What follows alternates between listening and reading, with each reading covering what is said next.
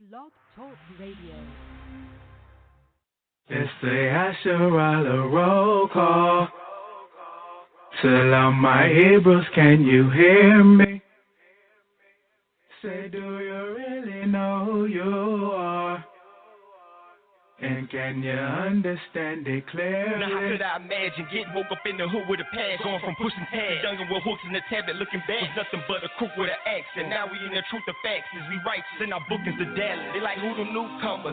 Is that how I go now? Pulling the 4 pictures, studying on my profile. From my old time, made me humble, but I still throw down. Conversing with the boulevard, homicide in the dope high. Go face to face with a Super Brul, getting ugly, no beauty school. Make up test trying to make a flesh. Who is you for judging? This ain't man doctrines irrefutable. In the musical, shaking up the delusional. Forgot Negroes defining this country unconstitutional. Giving long sentences, killed by pharmaceutical. Without a clue of borders of blue. I want some Judas, got us running like Emmett Smith. They would rather have the 22. Usually about the aim, but they breathing, change the color of our stage. Raise the higher see his children start to wake up. They called everything but our name is Sons of Jake. We're from pulpit pimps to El Sutton for pagan. My fault for pointing the elephant in the room. Only time I hear sounds we gather at funerals. Business as usual, back to the programming. Could be clear if I put it closed captions. Dealing with the truth is what they call an old fashioned. Get up, new school, took a few court classes. New game like a job, but never practiced on campus. Been an outcast before I saw Miss Jackson. On your way to sleepwalk. A Pharisee speak first, then peace talk. When the team's strong. Now I think I really understand Maccabee just like trying to fly with the world on the rim. My grip, my blood, stop segregation. GD, fight Lord, need your organization.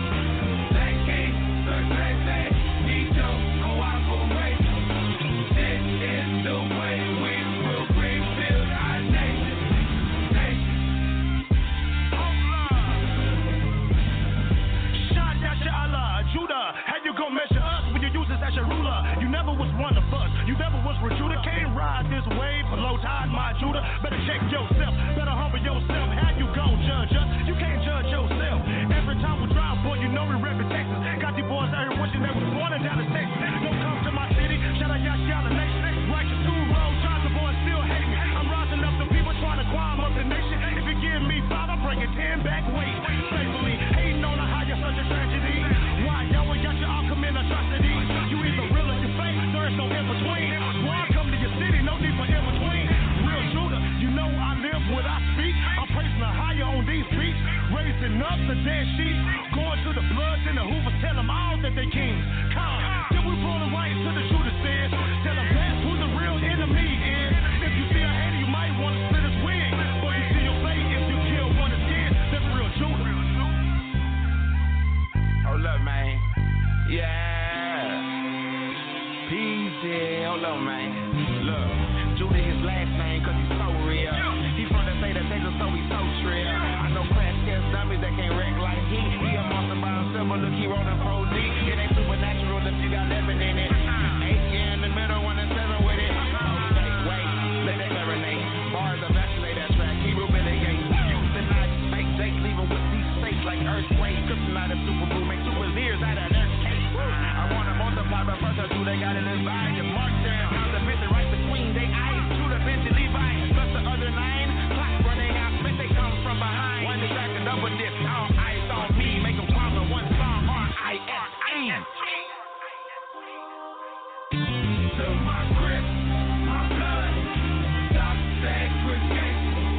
GD, fight Lord, need your organization. Black King, Sir Black Man, need your cooperation. This is the way we will rebuild our nation. Okay, now say Shema Yashala, real Judah.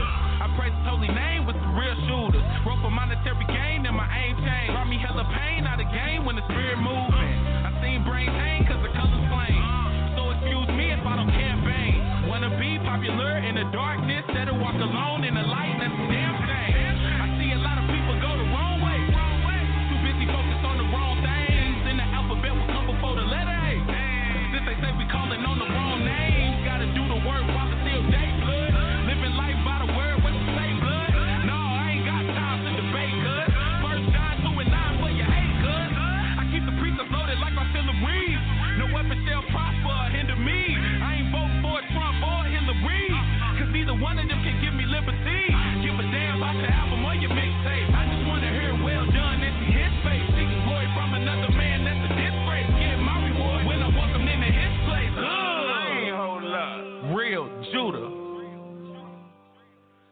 yada yam la ahaya ashra ahaya bahasham yasha yaha mashiach what up?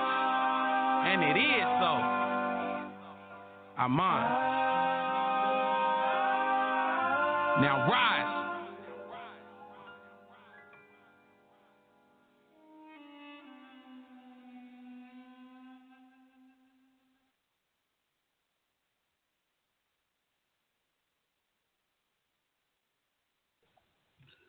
All right, brothers and sisters out there. This is One Nation Foundation.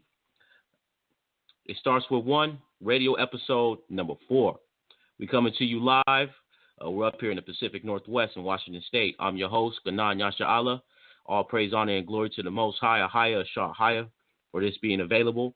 We got Real Judah on the show tonight. We got him live. We got some information coming from One Nation Foundation. It's going to be a real packed show. Glad everybody's calling in. It's going to be a real entertaining and informative show.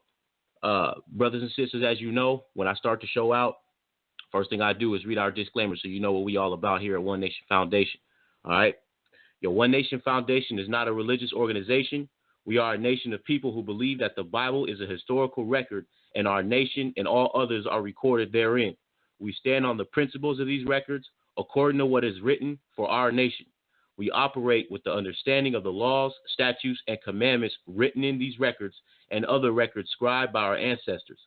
These records were written with the intent that we would walk, live, and practice these laws for the health and welfare of our nation, that we might live and have peace.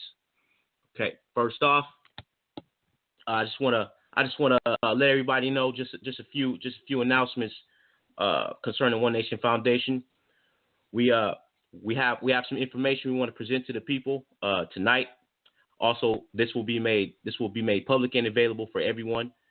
We want to see our nation rising and working together and implementing this so that we can continue to build and begin to become sustainable outside of this system we keep telling people to come out of. So that's the focus. We got Real Judah on, as I said, live, all of them. Doug, Louis Misery, Peasy, Shad, they on right now. So we ain't gonna waste no time. We're gonna get right into it. We're gonna get right into it. I'm gonna bring in the brother Ayara, my co-host. Let you know you live on the line, brother. Shalom, family. Shalom. Yeah, man. So, hey, man, it's a good show tonight. Glad you was able to get on. We gonna turn it up tonight.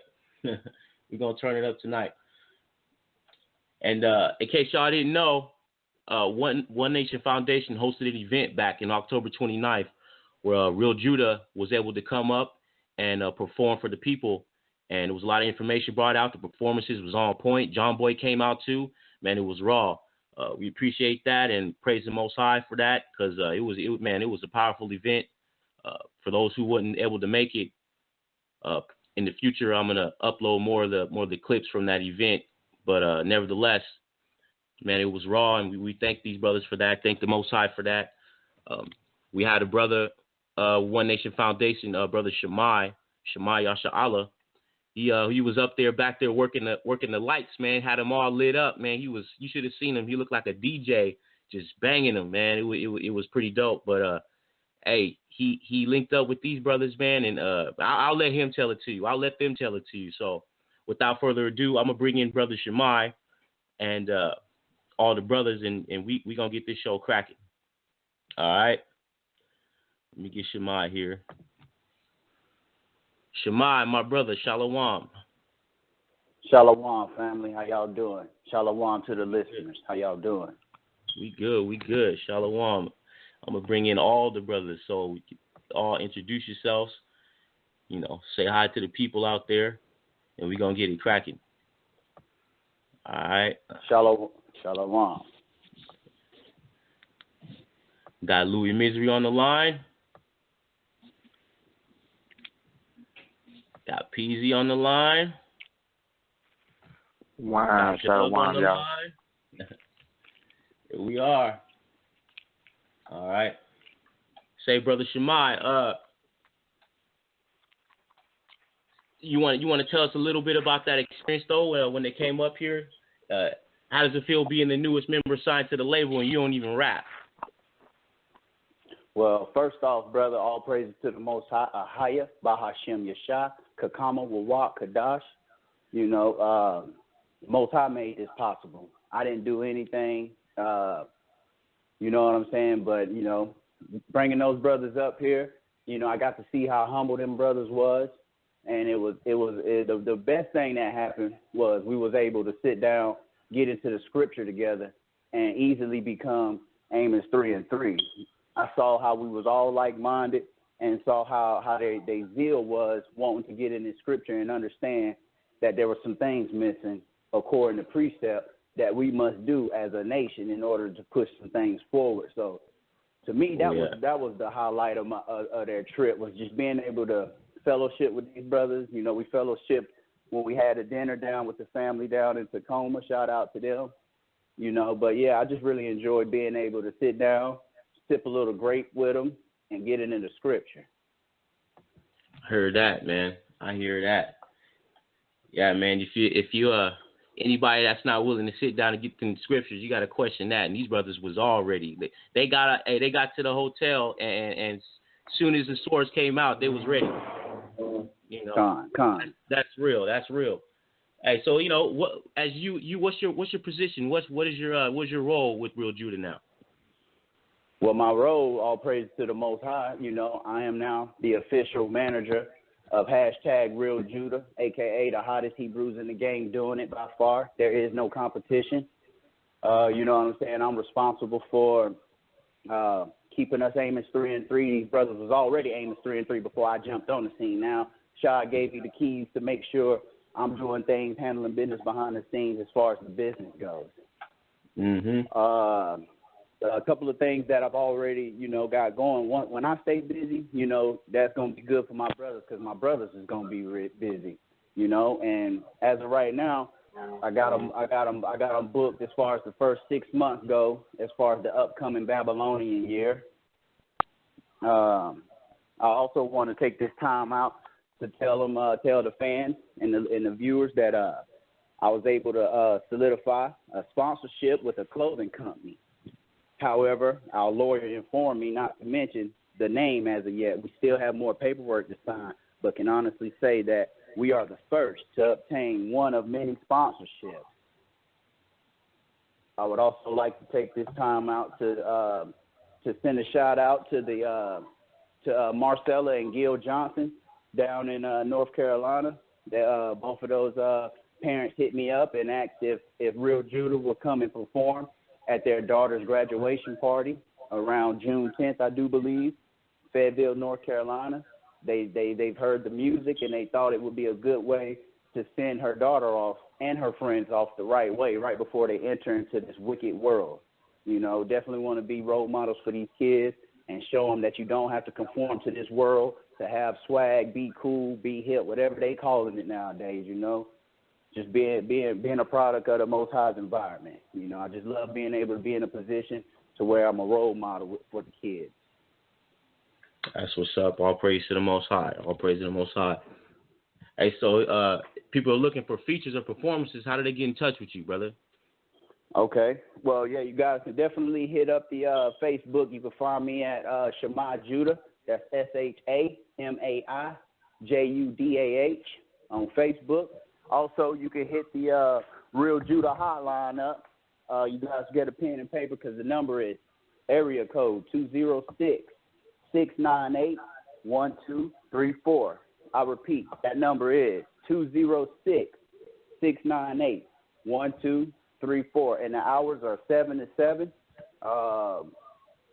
Western Standard Time. No, I'm sorry, Eastern Standard Time. I apologize. And, you know, once the sun goes down on Friday, I will turn the phone off, and it'll come back up Monday. But please take this time to, you know, call in, leave a voicemail, leave a comment. If you like these brothers' work and what they're doing, please leave a comment.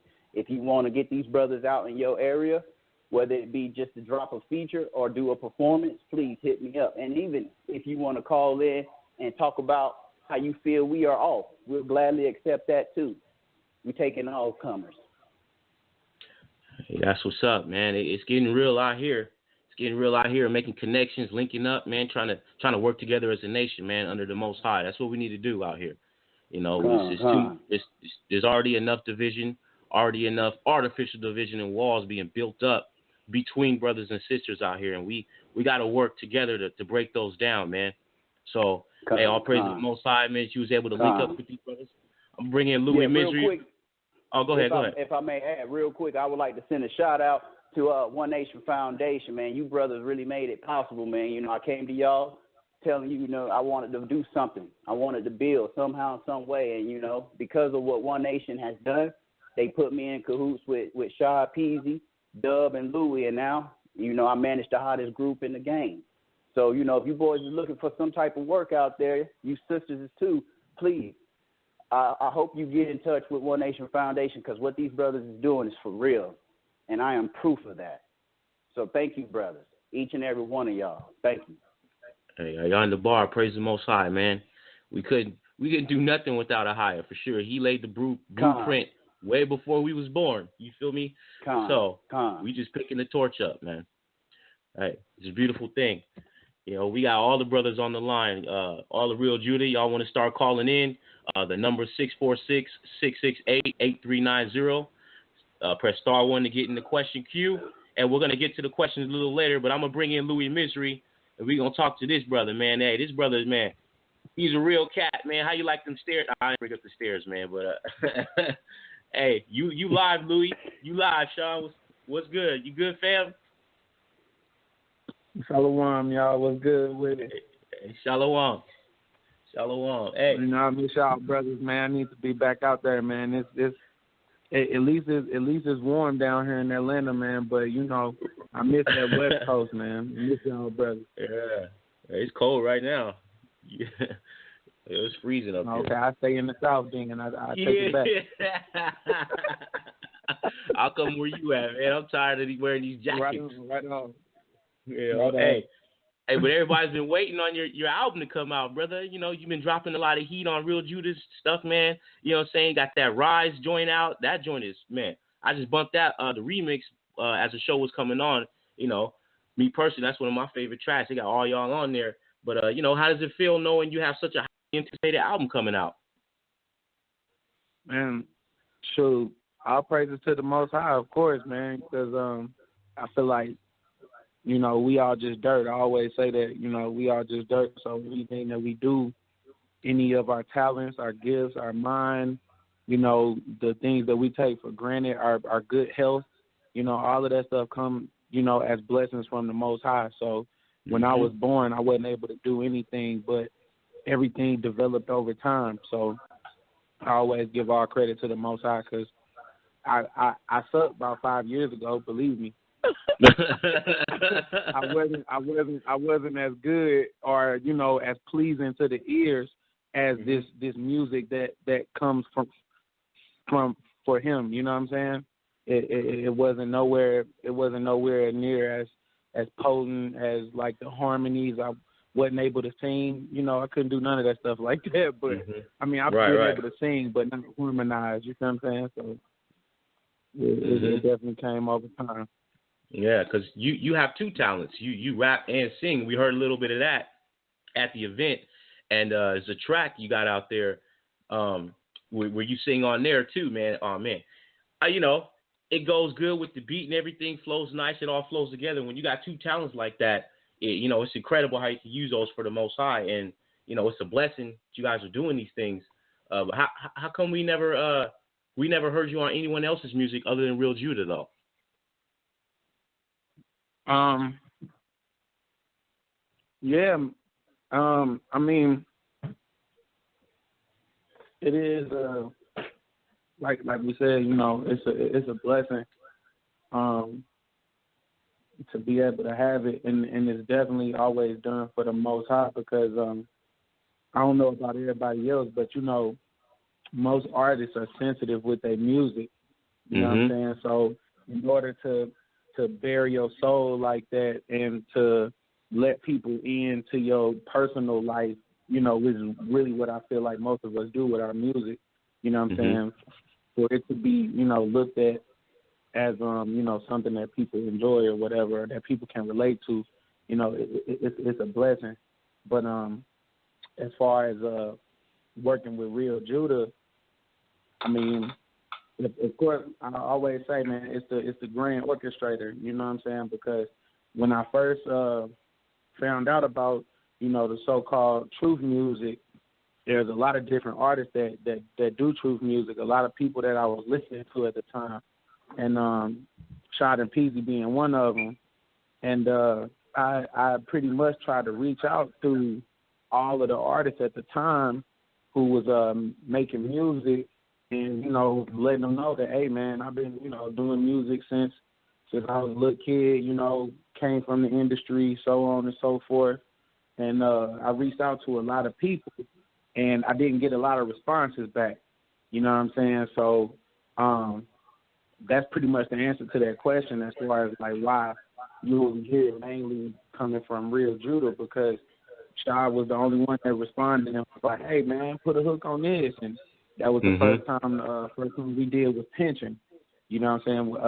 I did the hook for Tension, and then Shad and Peasy did the verses, and then Peasy was like, man, I heard that hook, man. We gonna send you something else. You know, put a verse on it, man. We want to hear it. We want to hear you spit. You know, so that's when we did Whole Weight. You know, then Whole Weight came out, and I think from that point on, it was really solidified where I kind of just deboed myself into the group. Like, man, y'all already know I'm Real Judah, so you know what I'm saying? Like, you know what I'm saying? Like, we got a good little recipe going on, man. You can't rock the boat right now, man. So right. You know what I'm saying? Go ahead and make room, Yep. You had to be Jacob and supplant there for a minute, huh? All right. Right. You know, that's how we do, man. We gotta take it by force. Well, hey, there's also there was a video out there on YouTube you put out about a month or so ago, 2 months or so ago, right, concerning the history of Real Judah, and, you know, it circulated, it made its rounds through YouTube and social media, and, you know, we just wanted to ask you what caused you to break your silence about Real Judah's history? Oh man, long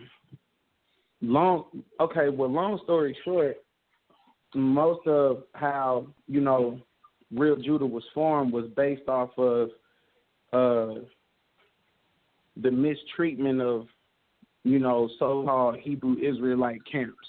You know what I'm saying? I ain't gonna say no names and go forth on that because that's in the video. But the thing that made me want to speak forward on it or come forward on it is because, you know, we all talked amongst ourselves and said, man, dang, they did you wrong. Yeah, man, they did me, you know, this and that happened, or I got people that told me that this happened, or, you know, I had to do such and such for somebody. And you know, nobody made videos or nobody went and said, hey, y'all, stop listening to this camp, or, you know, any of that. But when I came across the you know, the information of people going and doing that in regards to Real Judah, that was like it was like, wow, you know what I'm saying? It was like people going through inboxes and saying, hey, you know, don't listen to Real Judah, or people in their music saying, I don't know, that ain't Real Judah to me. You know what I'm saying? It was like, wait a minute, there's a lot of, you can hear a lot of dishes and stuff going on. So we trying to be, you know, Yasha like it ain't even supposed to be like that. You know right. So it basically just had to be spoken on, because that's kind of how leaven creep in. You know, if you continue to allow foolishness to go on and you just act like it doesn't exist, eventually it's gonna come back and it's gonna be on your front porch. You know what I'm saying? So you need to go ahead and get that out now. You know what I'm saying? Tell the truth, get the whole story out, and let the church do. That's what I, you know, brought up the scriptures, the precept to say that. You know, if you have an art with your brother, go to him one-on-one. If he don't hear you, then come back with a couple of witnesses. That way he'll be accountable for his words. And if he doesn't hear with a couple of witnesses, then you bring it to the whole church. You know what I'm saying? So that was basically the whole order of that situation. You know what I'm saying? We just had to take the steps of the scripture, keep it according to our LSCs. You know what I'm saying? Make sure we wasn't out of order. You know what I'm saying? We tried to take it to them one-on-one. They wasn't hearing that. Try to take it to them with the witnesses. We have other people that's accountable. They wasn't hearing that. And then we put it to the church. And now when we put it to the church, we got them on the spotlight. Now everything, you know, everybody wants to play cleanup. So we pretty much done with that. You know, everybody cleaned up. Some people apologize. Some people act like nothing happened. And, you know, we just wanted to make sure we washed our hands and said we was clean and we were done with it. So, you know, Judah, we on to the next, obviously. Heard that, man. Heard that. Yes, hey, so I just it ruffled a lot of feathers, man, that video and that information coming out. You know, it is what it is, man. But yeah. It is what it is. But to be able to move forward from things like that, and you know, I'm sure we can all find a similar situation in our walk and in our experience in dealing with this truth, you know. So, man, we appreciate that the history coming out and letting people know what's really going on, because eyes need to be open, you know. But nevertheless, it has to come to the point where we got to move forward so we can continue to build and do the work, because it's bigger than all of us. You feel me? Right.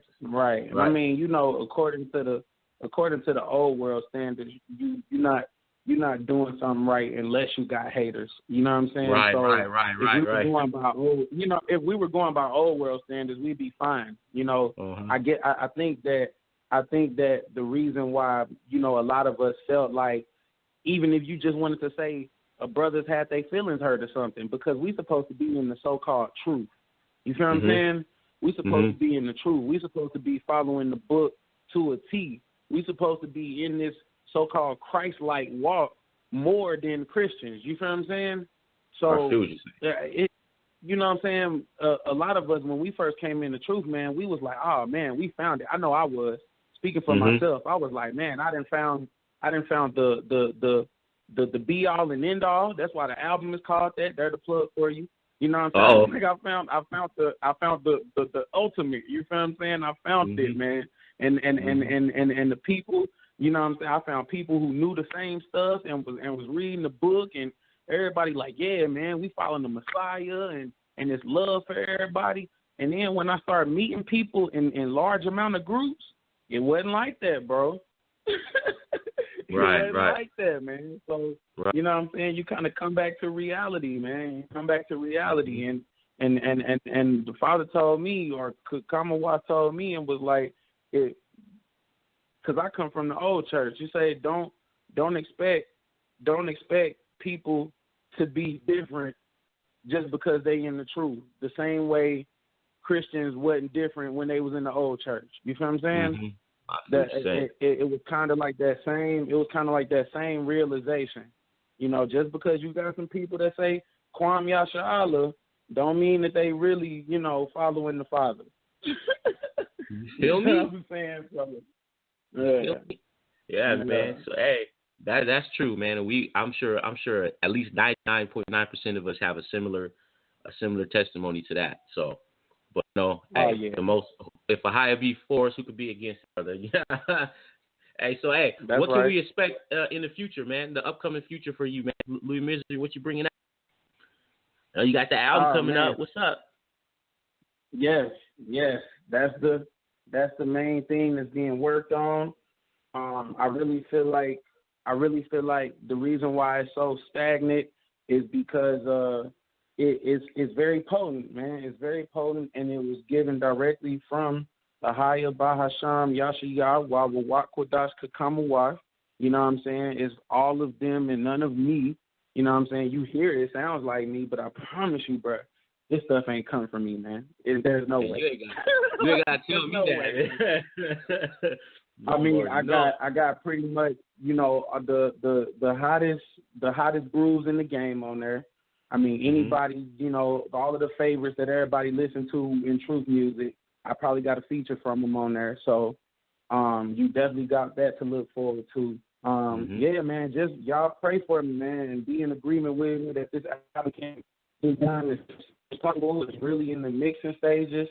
You know, ain't too much left to record.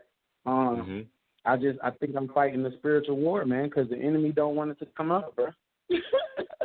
So y'all, you know, be in agreement with me and pray with the brother, and we gonna go against these demons that's holding back. Yeah, understood. Get that album out, because you got some very, very talented musical influences. You know, I don't know what you're drawn from, but we hear your style. You're from. This is me personally. You're from Atlanta, right? You're out there in Atlanta. I'm originally from St. Louis, but I've been living in Atlanta for like over 10 years. Yeah. Right. Well, yeah, I was going to say that because you're in Atlanta, but you got that St. Louis flow, which, and for me, living out here on the West Coast, I grew up listening to West Coast music, and even in the truth, when I first started getting into truth music, I was looking for that same kind of, that same kind of vibe. You know what I'm saying? I could come across Louis Misery. You kind of give me the same West Coast flow through your music. You know what I'm saying?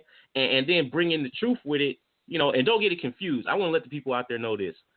You know, if you're doing truth music out there, you got your style and all that. That's good, man. And you're bringing the truth. You got the scriptures and all that, but you gotta have that delivery, man. You know what I'm saying? Or anyone can get on the track and just talk, with a beat there.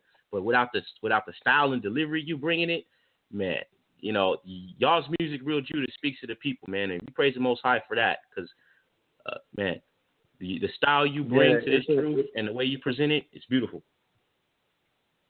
All praises, brothers. I would die, man. I really appreciate it, man, because, like I said, we sensitive about our stuff, and half of the time I don't even like it. Now this truth music, I'm all for it. I'm all for it, because every verse I write is I put my heart and soul into it. I ain't nothing but truth. You know what I'm saying? So I definitely appreciate it in the truth. But I was gonna say, man, you hit it on the head. What did you say? What's that now? About what? About style, delivery. Yeah. That's what I was gonna say, because it's a war, bro. It's a war, man. Right. The music that's being created and the music that's being pushed on our youth is on purpose. You feel what I'm saying? So anytime you got, the youth doing these very, effeminate dances, or you got them wearing these very women-like clothing, or just straight up women clothing, you know what I'm saying, and all of that, and you got the world's favorite rappers is pushing that. You feel what I'm saying? Yeah. And me coming from the industry, I saw it firsthand. So I take the music serious. You feel what I'm saying? Because I understand that we fighting for souls out here. You know what I'm saying? So a lot of people, they might listen to Real Judah and like, these boys is they boasting of themselves, or they music sound like it's, like they trying to brag on their quality or nothing. Please understand that it's nothing like that. You feel what I'm saying? Oh, that's Peasy line over here at Real Judah. Right. Judah, we understand that it's a war, and if whoever they top rappers is, Drake and Young Thug and Wayne and whoever, all of these other, you know what I'm saying, the enemy side of it, if they putting out top-notch quality music, it sounds pleasing to the ears, but the content is doo-doo. You feel what I'm saying? Oh, yeah. You have to be able, because that's what we do in the truth. We tell people to let the world go and replace it with the Father. You feel what I'm saying? So we said, stop celebrating these holidays and start keeping these holy days. Don't call on these false names. Get this real name. Don't listen to this fake bull crap. Listen to this good truth music. You feel what I'm saying? So if you're going to replace that bull crap that they've been listening to, that's been mastered, that's been pressed together, I'm talking about they put the instruments together, they process that thing, they do all type of stuff to that music to have it all in your spirit. Believe me, I know it. You feel what I'm saying? they take the music through all type of mixing processes and conjuring rooms, as they call them. You feel what I'm saying? So if we doing truth music, if we really gonna combat that, not saying that we have to conjure spirits and put them on our music, because the Father is gonna do that work, but we have to make sure that we're giving our best. You feel what I'm saying? We have to make sure that we doing our best, and we have to make sure that it's if not at least competitive to the other music, it's going harder than their music. You feel what I'm saying? A lot of the times I see when we drop songs, they say, man, y'all make it easy for me to not listen to mainstream music no more. And that's exactly what we going for. You feel what I'm saying? That's exactly what we going for. I say all praises, man. Yeah. See, that's what needs to be understood, though. You know, hey, we appreciate that, man. You know, man, it's like I said, it's a beautiful thing. I don't want to sound like a fan over here or none of that, but it's just anybody bringing heat, like you guys or anywhere. You know, I'm all about that, man. Doing the work and using the talents that you were given to you know, for the kingdom, man. So all praises, man. We gonna bring in Dub. Thank you, brother. Got some questions for Dub too. You know, we're gonna get all y'all up on here. Hey, we appreciate everybody who's calling in again. Anybody who's listening out there, if you want to get in eventually and ask some questions, the phone number. Somebody's got some back. The phone number is 646-668-8390. Hit *1 to get in the question queue. We'll get to the questions a little bit later. Now, Dub, you on the line, brother? Shalom. What's happening, man? Shalom. How you doing out there? Man, cooling, man. It's hot in the mug in December, man. I'm wondering what's really going on. I know, right? They playing the harp a little too much, huh? Man, they shocking something in the atmosphere, man. You know, hey, I'm already know. And you know what? You've been on YouTube, man. You got a YouTube channel where you bring out a lot of information, like stuff like this. You know, a lot of history, a lot of biblical subjects, a lot of stuff people won't even touch. You know, you got that Hebrew Tribes channel. How'd you come about setting that up, and what made you want to do that? Man, first off, you know, glory to the Abba, the Father, the Creator of heaven and earth, Ahaya Shahaya, through the Son Yeshaya, through the Holy Spirit, the Ruach Kodash Kakamawa. When I was actually I had moved out of Houston, and I had got a job at this plant. And as I was finishing up school, I was going to school for finance, and as I'm reading through the books, because it got to the point where, like I said, I'm not, you know, I bear my sins, man. I was in them streets. I was messing with the wrong people. I lost my scholarship. You know what I'm saying? I did have a scholarship. They wasn't paying for everything per se, but they was giving me nice vouchers to where I didn't have to. The money I was making at the job was supposed to be for me. Now I had to literally put myself through school. So I'm buying books that's like $400, $300. You know what I'm saying? I'm talking about hundreds of dollars, several $100 books, man. And I had to start reading them because I'm like, man, well, if I got to pay out of my own pocket, I'm gonna start reading them. And I'm just strictly reading from a financial aspect. And I'm like, man, these people lying. Like the way they kicking it to you, it sound professional, but they really lying. It's like if somebody come up to you to take your house and they say, hey, you know, we're really about developing the land. Don't you want the land to be developed and look nice? They don't tell you that they're gonna take your house though, but they're giving you all the fluff though. You know what I'm saying? So it's basically they was giving a lot of fluff in those books about inflation and stuff like that. And I'm like, man, this is serious. So I didn't even know who I was then. So I was like, you know what? I'm gonna write my own book on this. And as I started writing my book on that, I was kind of getting into politics too. So I was like, I'm gonna throw politics in there because politics gotta do a lot with money too. And I was just writing and studying and like everyday thing. And then it got to the point where I was like, man, Ahaya gave me a nice job. You know, I'm able to, because I was struggling in the H, man. I was able to support my family now. You know, my wife or kids need something, boom, I got it, you know. But I was like, I really don't need to sell the book. You know what I'm saying? I could have, but I was like, I really just want people to know this stuff. And I was like, you know what? I think I'm going to take all this information I'm getting, and I'm going to put it on YouTube. I'm going to go ahead and just put it on YouTube. That way they can see it for free. maybe I could find some use some of these visual aids I've been finding to show people where I'm coming from, so I ain't just a guy talking on the screen. And from then on forth, man, I ended up waking up, and the way I woke up is crazy. Well, that's a whole nother subject, man. But Haya was basically like, put out this information I've been giving you. I ain't been giving you this for no reason. So I just started hitting the YouTube, and I did the first expose on the Christian church, man, and that's still to this day one of my highest rated videos. Praise the Father. And I got a chance to meet a lot of people, deal with a lot of people. I wasn't expecting to get any more than a few hundred. Like, I thought if I got like 200 views on the video, I'm doing good. But of course, it's been way, way more than that. And of course, I can't take no credit for it.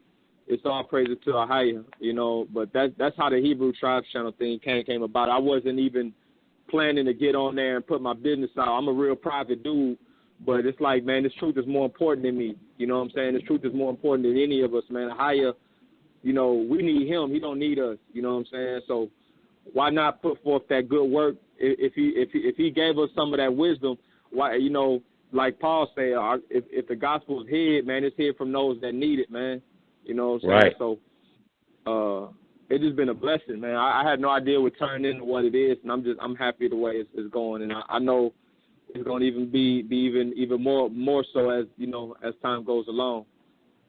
Hey, just real quick, what do you got to say to those who be complaining about how long them videos are? Man, check it out, bro. Check it out, man. I get that a lot, bro. I get it from all sides, bro. I remember one of the first comments I got. Dude didn't even have to comment. He could have just went about his business. He was like, I forgot, he was like 7 hours. I don't have time for that. And then he just left my channel. And I said, something said, man, let me go to this dude's channel. I go to his channel, man, this dude is binge watching all these Family Guys. He's binge watching, I'm talking about 8 hours, Family Guy or American Dad. He's just watching the whole, seasons. And I'm like, man, my videos are, I'm telling you stuff you need to know. You ain't going to learn none of this on Family Guy. But I get it on all sides. And the reason I make them long is because it's not to, people say, oh, you do that just to boast. I'm like, okay, if that's what you want to take it as, I can't, peace be with you. But the reason I make it long like that, because and I've seen, because when I came on the scene, I've seen other camps would have videos, and some of the videos would be the full video, and some of them would be like part 1, and then part 2, part 3, 4, 5, or whatever. They have, some of them would just have 15-minute increments. And I'm thinking, like, man, like you said, what I'm going into, and this is not a shot at anybody that's the elder or deacon or anything like that, but there are some subjects that are just not being touched. And I'm not talking about the Christian church. I'm talking about within Israel. Their subjects that's not being touched, or if they're being touched incorrectly. They're not being backed up with scripture, Hebrew strong history, none of that.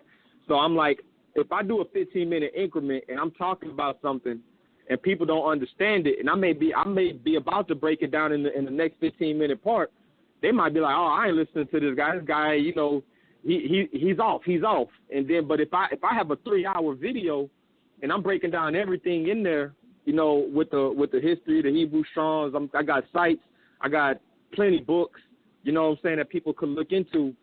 Then it's on you, because you can't say, oh, well, I only seen 15 minutes. No, I'm trying to give you the full picture, not just to put the blame on anybody, like, hey, now it's on your lap, but so that people get a full understanding. People get a full understanding, like, and praise the Father again, man, because the messages I be getting, they be like, man, I was confused on this. Man, but the way you broke it, like, it can't be anything but this. And then it pushes them to go read more into it, pushes them to go look for themselves. Because, again, back to the elders and the deacons that teach, a lot of people be like, I'm only learning from this person. I'm only going to listen to this person. I'm not against that at all. I'm not against none of that. I mean, we got to get this truth out here for whoever's doing it in a righteous manner. The thing about us that's listening or watching these people, we got to check what they say, man. We got to try these fruits. We got to try these spirits. We got to make sure that what we're taking in is in line. We can't be respecters of persons. So, like I said, like Sean say, man, we are dirt. I'm just doing this. I'm just doing this to basically show people that, it is the truth is been right here. We just haven't been awakened to it, not at the highest point of spirit out on our flesh, man. By all means, man, I'm going to try to give you, I don't care if it's 9, 10 hours, I'm going to give you as much as I can, be it his will, so that, brothers get a full understanding, man. That's all. I just want people to get a full understanding on what's going on. Hey, I heard you. Hope they heard you too. Yeah, man. So, man. What since you first came into the truth and you was listening to truth music, and since Real Judah came out, if that even had any effect on it, how has the music changed since the truth, right? Because I was just talking about this the other day, like, where did truth music come from? All of a sudden I come into the truth and I'm on YouTube and I'm like, who started this? Who's recording this? And where has it been? Right. Because when I first started opening my eyes to certain things, not even knowing anything about being an Israelite, I wanted to listen to something conscious. I was listening to some of these so-called conscious rappers who was, and I was even aware that they was asleep. Like, this isn't enough for me. And then I get into the truth, and I'm like, oh snap, here it is. Right. So how's the music changed since the truth? For you. Oh man, it changed light years, man. Like, this is not boasting in myself, but boasting in the higher, man. This has been some of the hottest music, the hottest beats, the hottest collabs I've ever done in my entire life. Like, every artist kind of has that pinnacle that he wants to reach. I'm not saying I'm there, but I feel like I'm closer there than ever.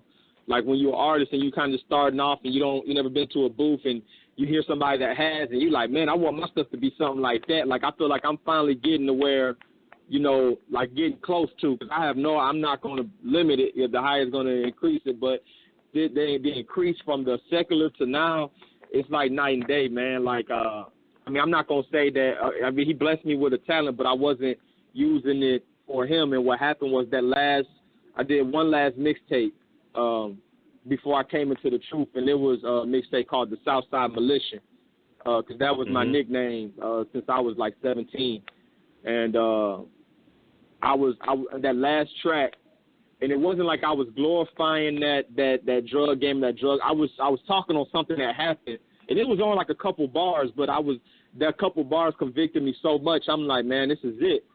I'm like, I'm done. I'm mixing this down and I'm done. Like, I literally quit music.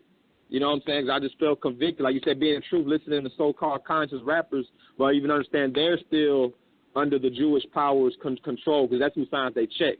They could never say a higher on the record. They could never say the Most High or commandments or Israel on the record. And the thing about it is, I just was scrolling through the feed one day, and boom, man, I find this brother Peasy all in the group, man. I'm like, man, this brother be posting. I'm like, let me check it out, man. And I know he gonna get on. I already know he gonna get on it, man. But I heard Super Brul, man. You know what I'm saying? I was like, man, yes, man. I was like, yes, man, just yes. so I got to contact this brother. So I contacted him, and like I said, I wasn't even really messing with the music around then. I was pretty much like, I was lost, man, because with this music, man, this music was a lot to me in the world, man, and for me to just turn away from it. But I listened to him. Of course, I found Shad. You know what I'm saying? I got to listen to these brothers and see what they doing, and I was like, oh, you can do it like that? Like, I felt so stupid. Like, I never thought to put what I was learning and what I've been waking up to like these brothers was doing it. And I heard a lot of other brothers, you know what I'm saying? It's not like you said, a lot of other brothers out there doing music, but they just stood out to me, man. You know what I'm saying? Haya literally put these brothers in my circle. And, man, after that, man, because I'm going to say this too.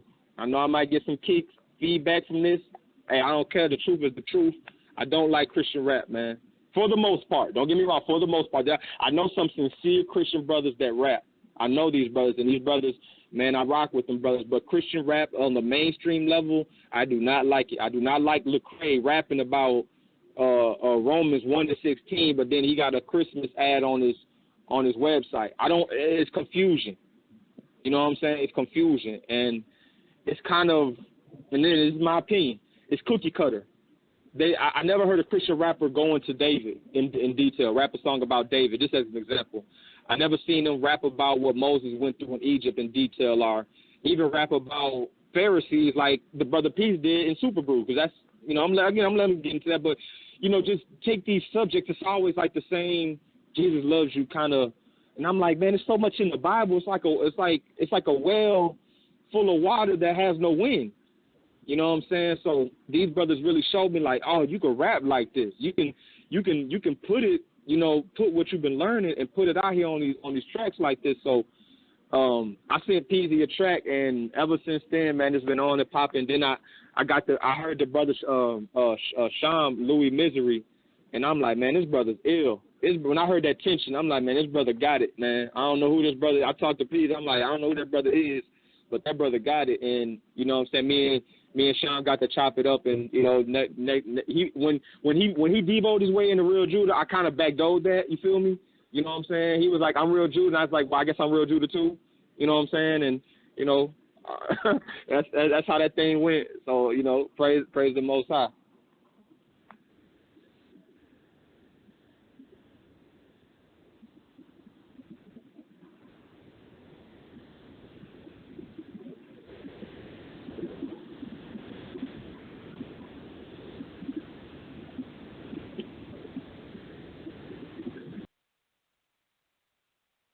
Hello, can anybody hear me? Can anybody hear me? Not sure if you can hear me. We had some technical difficulties. Looks like we had some issues, some call dropping here. Let me see if I can get somebody in here. Can you hear me, brother? Shammai, can you hear me? Okay, it looks like we're having some technical difficulties. The sound dropped off, and we lost. Try to get him back in here. See if I can get you back in here, Dub. One moment. Dub, can you hear me? What's good, man? What's good, family? Man, my bad. I don't know what happened.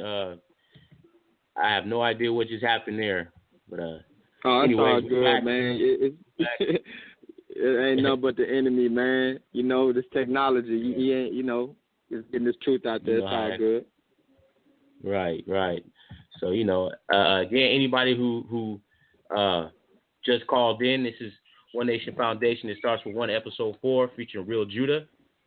You know, we're just gonna interview the brothers and ask some questions answered after the last member of the group, and we're gonna open the calls up and let you guys to come ask brothers some questions, and you know, keep it put. So, nevertheless, we get back up. We got Dub still on the line, and last thing we were talking about was how music has changed since you came into the truth, and you know, seeing how the so-called conscious rappers we used to listen to are no comparison when you put this truth on it. You know what I mean?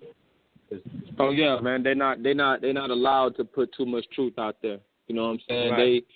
They put in place for a certain agenda. They can put a certain level of truth, but once they start putting too much truth, when you're dealing with the name, when you're dealing with the people, when you start, you know, talking about commandments, that's you know, because as much conscious as they are, they'll still rap about breaking the commandments, man. So right. No, I know exactly what you mean, man. I know exactly what you, and that's why I got cut off there. But I was just saying when I heard Peasy and Shad, and I'm listening to you, brothers, like, man, I didn't know you can do this. You know what I'm saying? I didn't know you can get on the track like this, like, because I wasn't down with no Christian rap. You feel me? You know what I'm saying? Right, I mean, it's all good.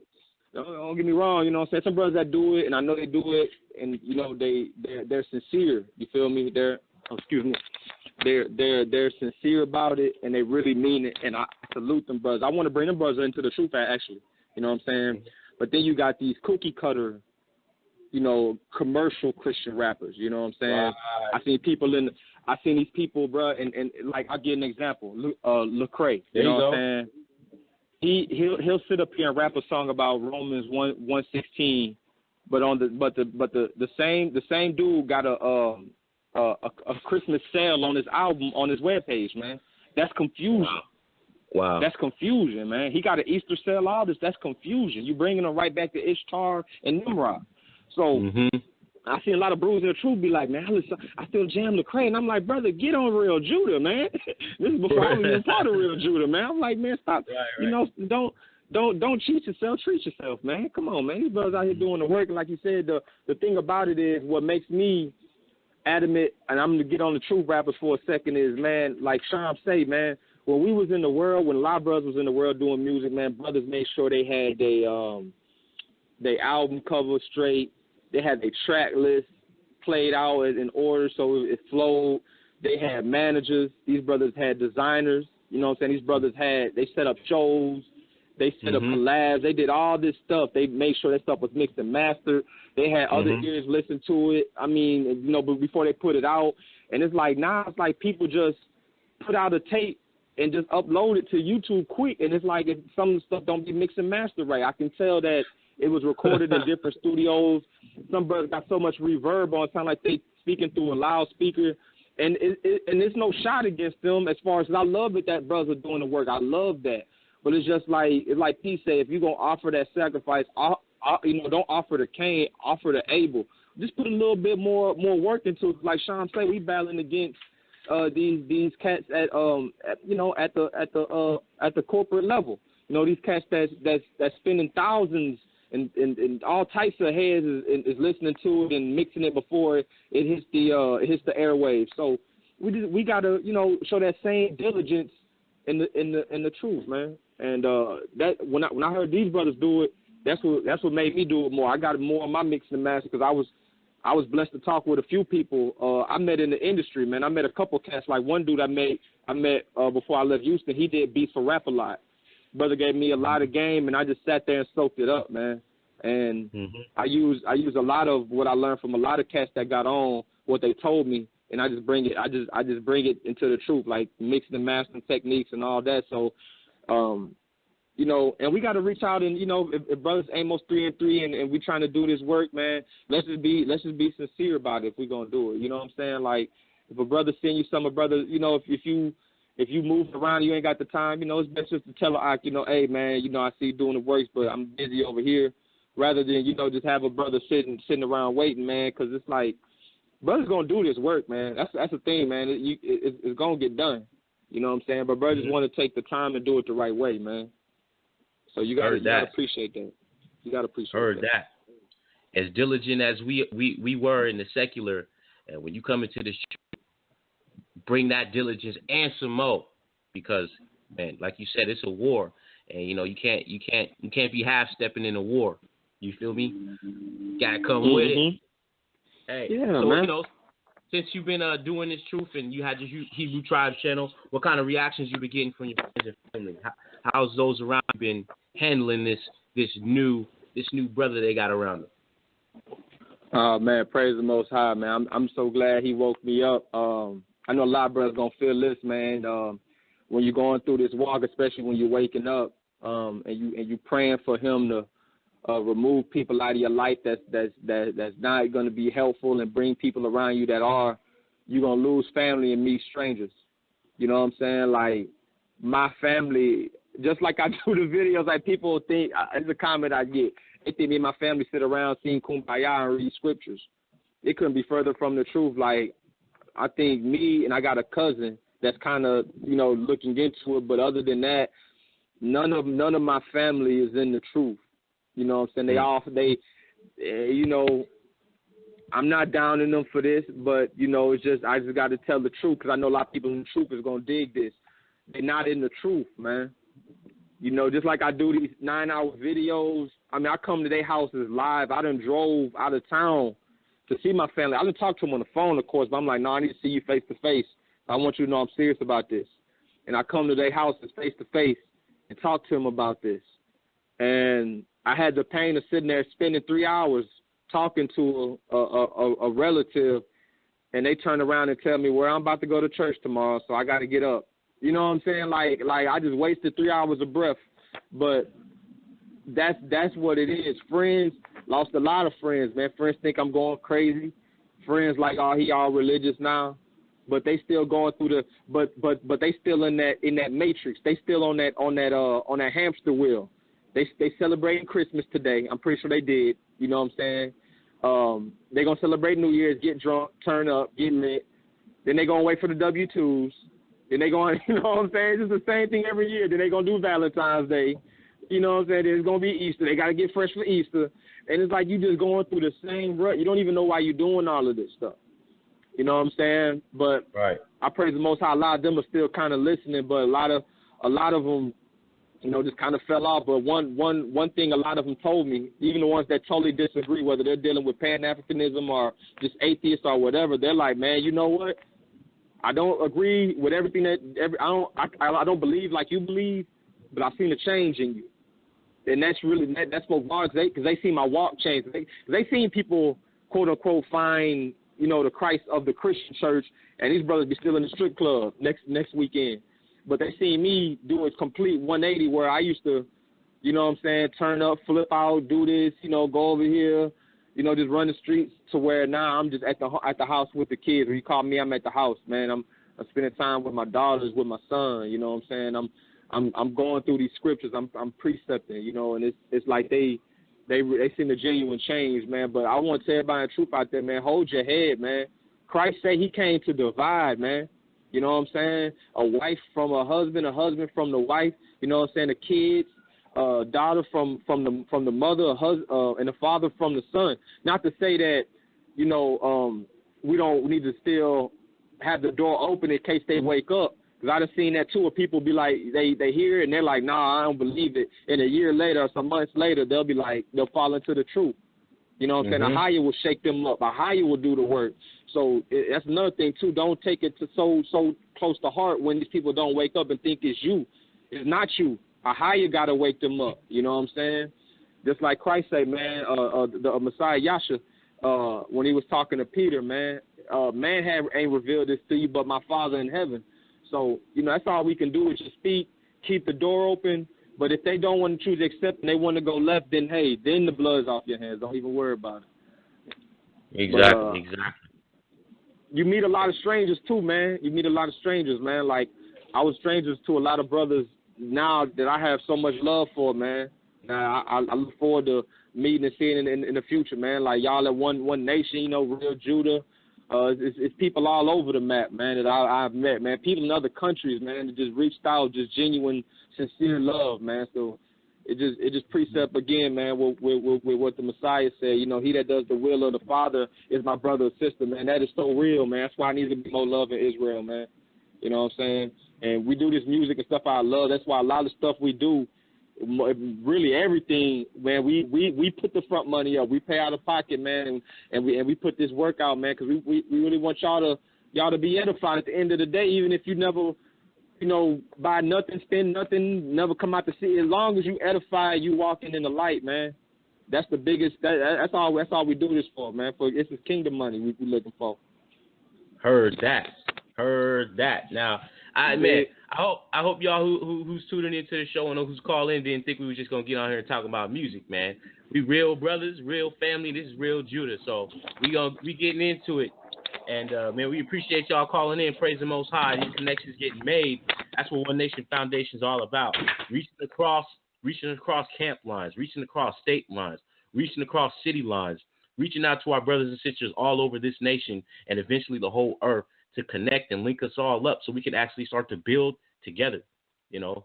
So we thank you again, brother, for calling in. I'm going to Peasy next. I know I got you on the line, Peasy. I'm going to hit you right here. You live on the line, brother. Shalom. Whoa, shalom. Good night. What's good, Ak? What's good, my brother?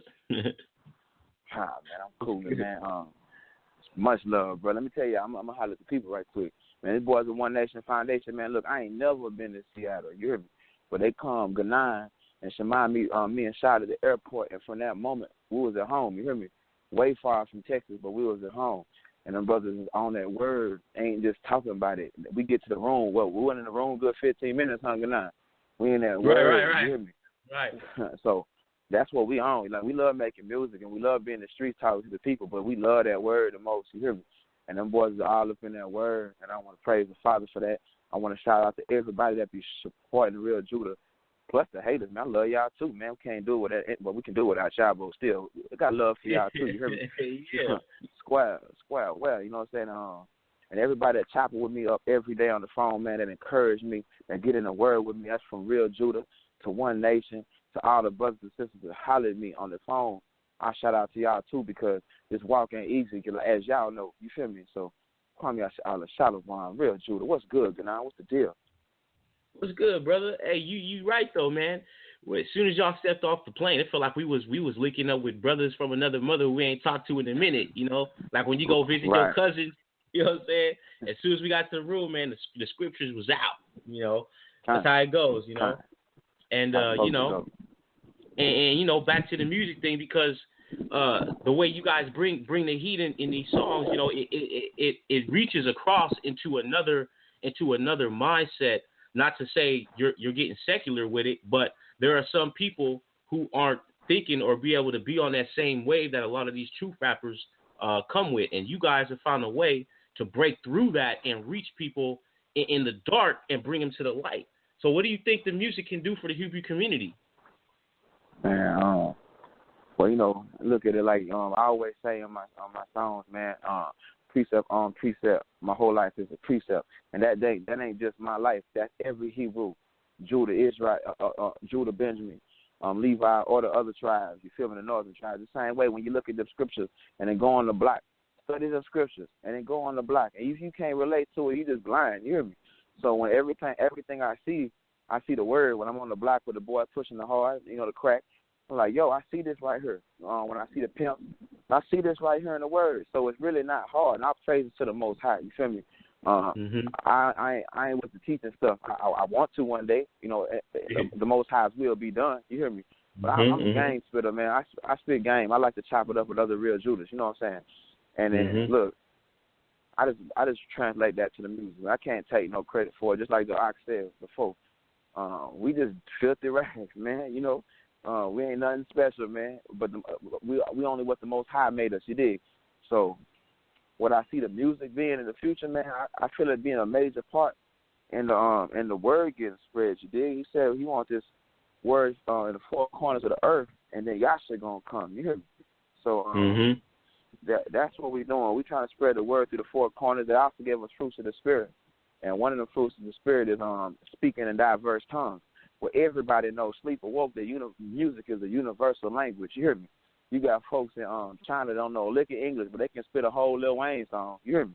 So we trying to give them that. Yeah, we trying to give them that truth music, man. And we trying to, like everybody said, we giving able offerings over here. We ain't boasting. It just sound like that because we boasting in the Most High. You hear me?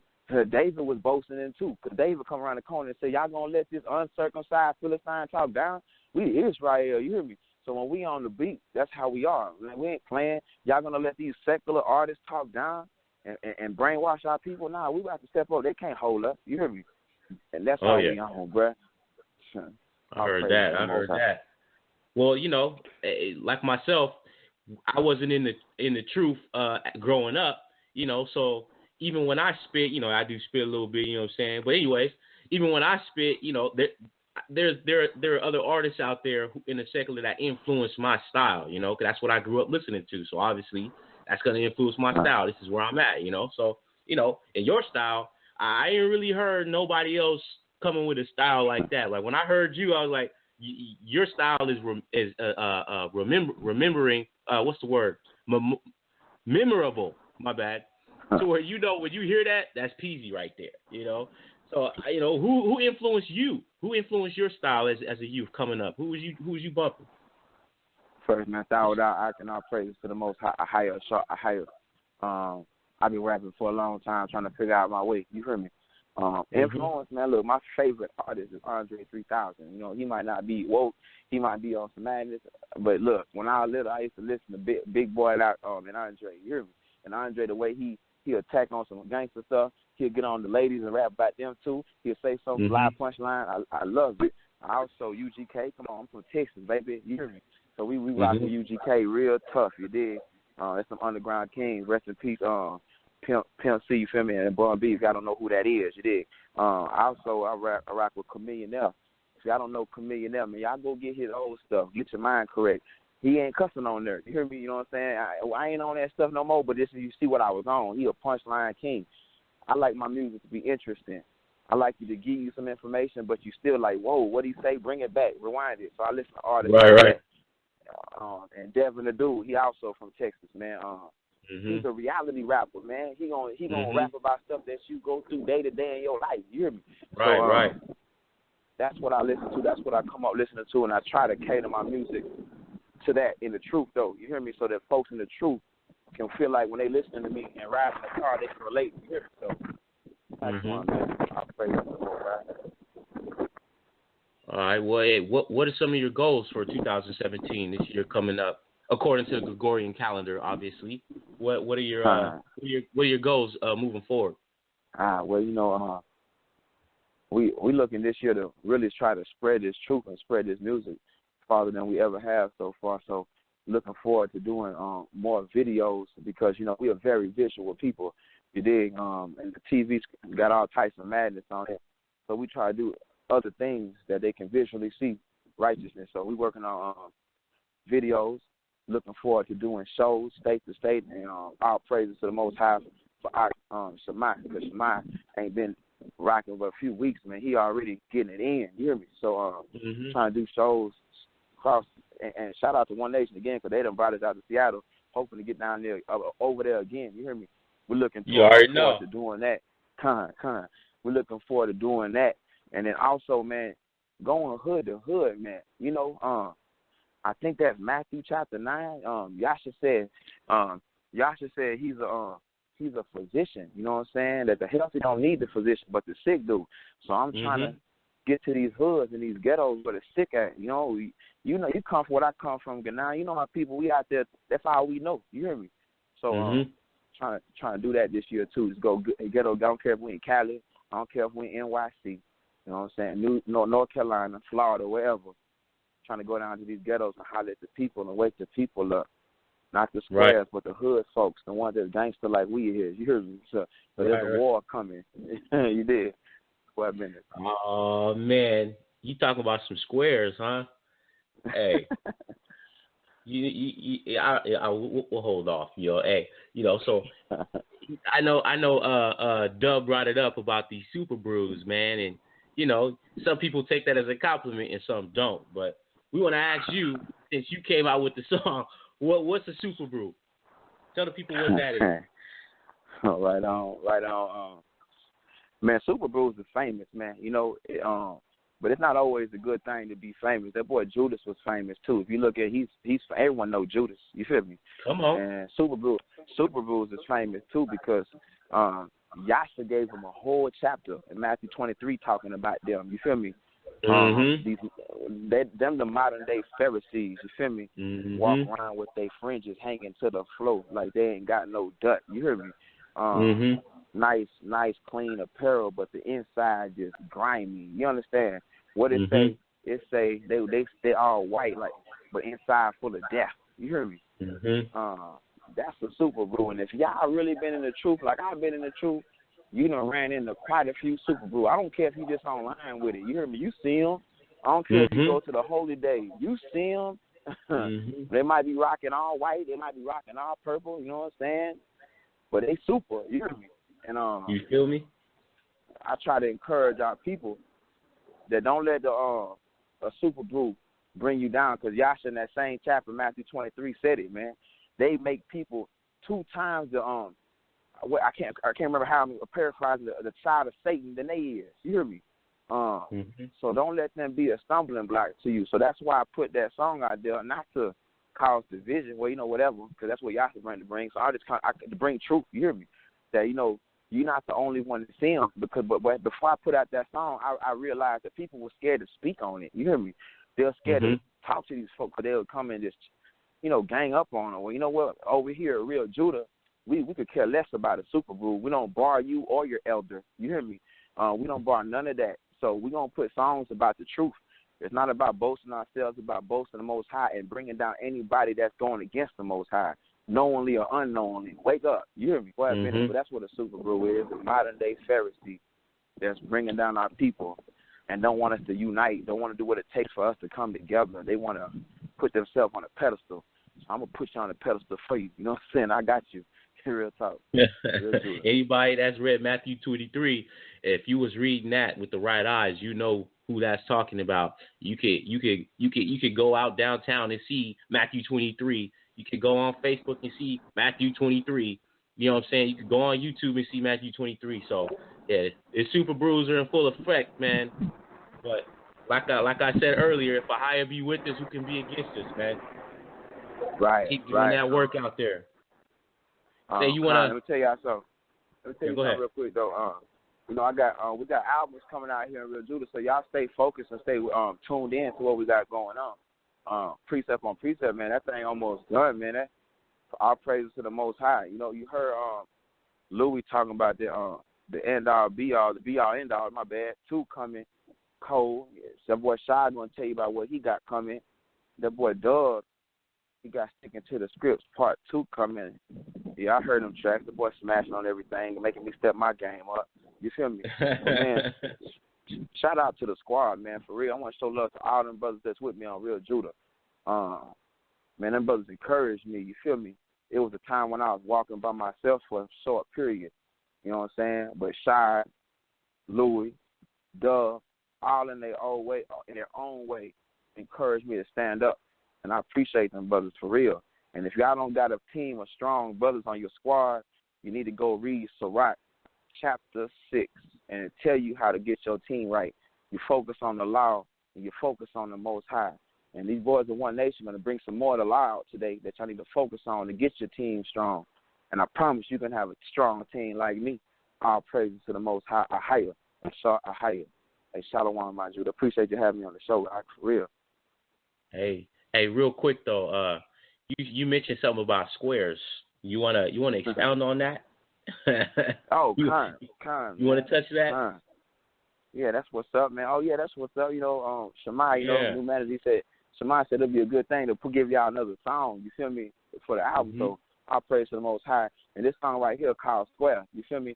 Now this ain't the negative square that we know in the block. You know them square Negroes. Now this is about like a boxer being in his square. You feel me?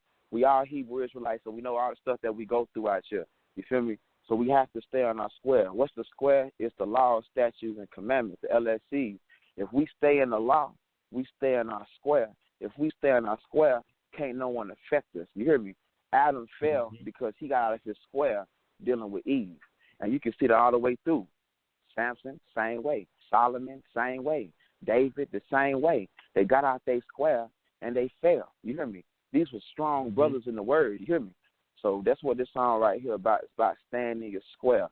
And I implore everybody in the truth out there to stay in your square. We out here in the heathen day, but we in our square. I ain't ate nothing. I ain't said a Mary nothing. Ain't nothing Mary out here. You feel me? Yeah, right. I heard that. All right, well, hey, you wanna play it for the people, or you wanna hold it to the end? Man, let's run it, man. Let's run it. Let's run it. All right, we got an exclusive. We got an exclusive release here. This ain't been released yet. It ain't even out yet. Y'all gonna be the first ones to hear it. This is Peasy. The song's called Square. I'm gonna play it for you right now. So here you go. Oh, look, man. Look, I know the thing that we be going through when we be going through it, you feel me? That's why I be trying to tell our people we got to stay in our square, you hear me? We can't watch what these heathens be doing, what they be saying, and how they be trying to influence us to get out our path, you feel me? In our squares where we stay like a boxer do, you feel me? Yeah, you know what I'm saying? Peasy, Real Judah. Let me talk to you people right quick. Precept on precept, body edification. I be staying in my square now. All the haters know my name. They be swerving, trying to knock me out my lane, but I be staying in my square now. I be staying in my frame. They can't touch me cause I'm working for the king. I be staying in my square now. Square now, square now. Square now, square now. I be staying in my square now. Square now, square now. Square now, square now. Me and my uncle was talking one night. The spirit helped us throw the game up. What hired me when he told Adam not to hearken. Listen to truth that then came up. Stay in your square. Some people be coming medium rare. The book of the law you best keep in the front money, you want what you wanna do, keep it right there. Men and women got the Jezebel spirit. Pay attention, you can tell how they move. Better repent, cause Yeshaya, my vision, he bringing no peace, he gon' slaughter them fools. Acting like he never heard of them fools. Your pastor, elder, he gon' slaughter them too. Cause of the doctrine they taught to you. For falseness, he gon' oust them. The light is told us gon' cost them. Reprobate, we done lost them. I'm just trying to tell you like Paul and them. I ain't got time for the arguments, I'm trying to be part of the parliament. You just the fruit. Oh, y'all didn't think I was going to play the whole thing, did you? That's just a teaser, man. That's just a teaser. You know, all praise to the Most High. These brothers is still doing the work. PZ still dropping heat, bringing out that square. Y'all stay in your square. Stay in that law. You feel me? You want to say one last thing to the people, PZ, before I bring Shad in? That's what's up, man. I appreciate you running that track. I praise to the Most High. Y'all boys stay hard in that word out there. Like that boy Doug said, keep your head, hold your head up. Soon, Zion soon come, and Yasha soon come. We good. Shalom. Hey, Shalom, my brother. Thank you for coming on. All praise to the Most High. Hey, Shad, we going to bring you in, and you about to tear it up. Hey, my brother Shad, Shalom. How you feeling out there? Yo, what's good? What's good? What's Hey, yeah. What's happening? Ain't nothing but a thing up here, you know, just trying to keep warm and still do the work regardless. In season and out of season. You feel me? Hey, I feel you on that. That's what we got to do. Yeah. Definitely. Yeah, man. You know, and you know, Louis Misery, he touched on something back when we was talking to him. You know, I just want to see if you want to expound on that for the brothers and sisters out there who may have some other ideas. You know, we know you did a song. I came across it. And I was like, what's this about? And then I saw another video, and it all linked together, and I was still like, man, what's this all about? But the song, nevertheless, that goes hard. I don't know if anybody know what the song is. They don't know me, right? Huh. Right. Now, how do you feel about when the elders spoke so negative to so many people about y'all and your work for the Most High? To be honest, the only reason why that I guess you could say that song was actually, you know, created or put out there was because the fact that kind of what Louis said, that we tried to handle it the way that the scripts says to handle it. And for you to be in this high position and everybody think that you're this, you know, great honorable person, but yet you didn't even do what the script said on the simple matter like that, because the simple thing is we didn't know you had an issue with our music. You know what I'm saying? And to be honest, and we felt like that dig at us was kind of set up in a way, because it all started about with an event that happened in Georgia that Real Judah wasn't even invited to. You know what I'm saying? We didn't even know anything about the event. You know what I'm saying? Yeah. You know, they weren't even trying to have us out there. You know what I'm saying? But they had an event per se. You know what I'm saying?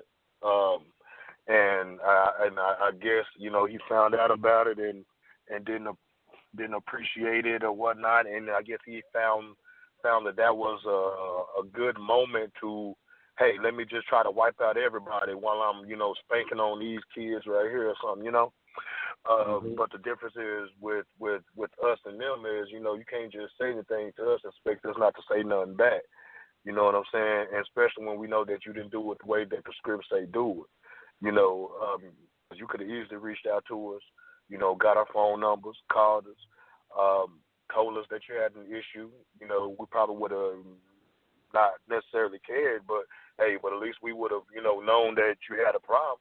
You know what I'm saying? But you know what I'm saying? But at the same time, you know, things were said that we thought that was, you know, was kind of ridiculous.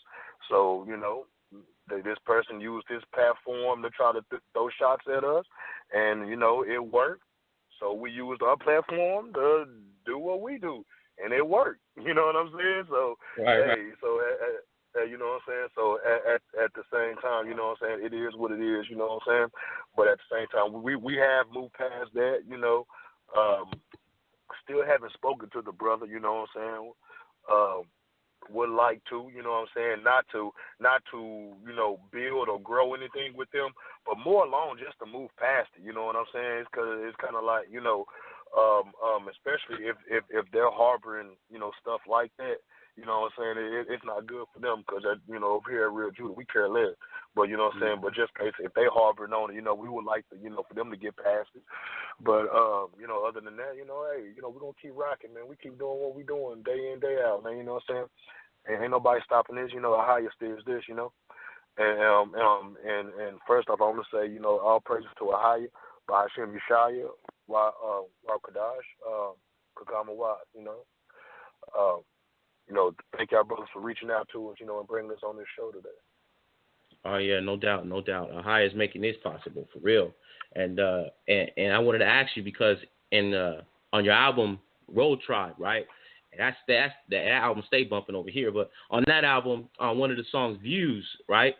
You kind of spoke on how you ended up using, or how the Most High ended up using you through the music, and how it became a confirmation that this is what I need to do. I need to use this talent for this.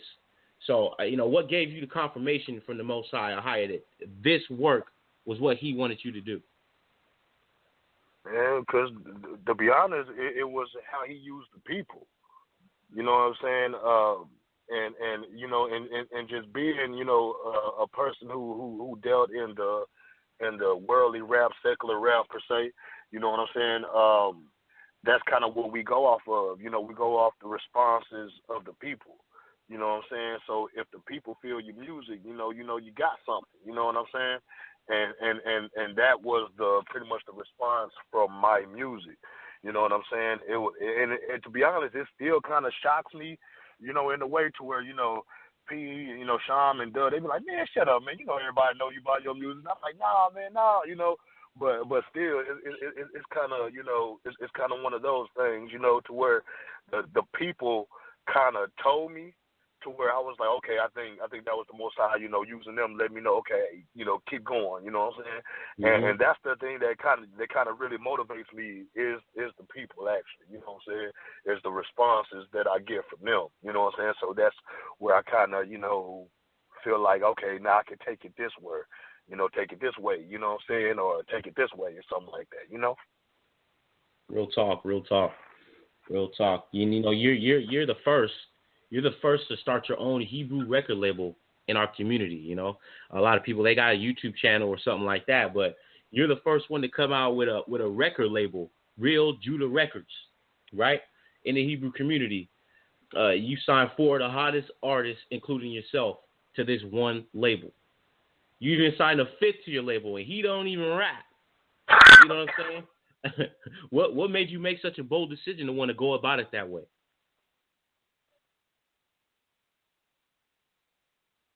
To be honest, man, let me go ahead and start at the beginning. I don't want to take full credit of actually saying that I started up Real Judah. Uh-huh.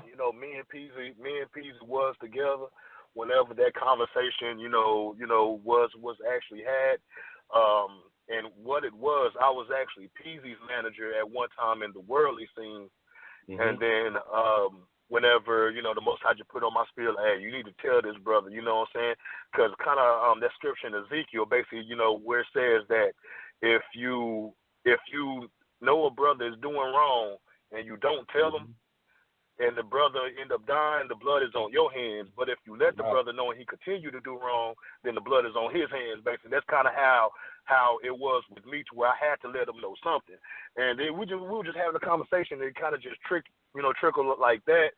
Then, a few days later, he came back to me, and we just, started, talking about some stuff. And to the point to where myself, I wasn't even going to do music, you know what I'm saying? I was just looking like, all right, how can I manage him in this truth music? And he kind of was like, nah, bro, from these scripts, you can't be my manager no more. He was like, I hire my manager. And I was like, all right, well, hey, and the thing is, I couldn't even get mad at that because I respect that. You know what I'm saying? And then he was like, well, in this case, you need to be on this song. And I was like, word? And I was like, man, I ain't rapped in so long, man. It's been a minute. And, you know, he basically was like, nah, bro, I don't want to hear that, you know, get on the song. So, and that was actually Travel. You know what I'm saying? So, and then kind of, you know, went from that. Me and him kind of just had a little conversation. Was like, man, all right, well, we can be separate artists, you know, and I still wasn't even sure if I was even going to do it or not, you know what I'm saying? But we kind of was like, all right, if we do a song together, we need to come up with a name. And we were just throwing out a whole bunch of random names. And then I want to say that I just said something like, I was like, man, you know, we was real niggas in the street, man. You be dope and we like real Judas or something like that. And then he kind of just paused. He kind of looked at me like, huh. And we kind of looked at it. At first, we kind of didn't really say much about it. And then we kind of just stuck. You know what I'm saying? So it was like, you know, he was there too on that. So that's why I wouldn't never take full credit on that. But, you know, at the same time, with kind of still being, I guess you could say, in the managerial side, I was steering a lot of stuff, you know, with the help of a hire, you know what I'm saying? You know, stuff that was going on to where, you know, kind of like what Shema said at the beginning, where I did kind of handed him the keys over to it, like, okay, now you can manage this fully, you know what I'm saying? Because I was still doing it. Even though we knew the Most High was going to manage this, steer everything, we still needed someone at the ground level, you know what I'm saying? So I was still somewhat doing that, you know what I'm saying? And then, you know, linking up with Dub, actually, you know what I'm saying? Linking up with Dub, you know, and just seeing the loyalty in that brother, man. And driving down there to San Antonio, me and PZ both actually, you know, and that brother took us to the water, you know what I'm saying?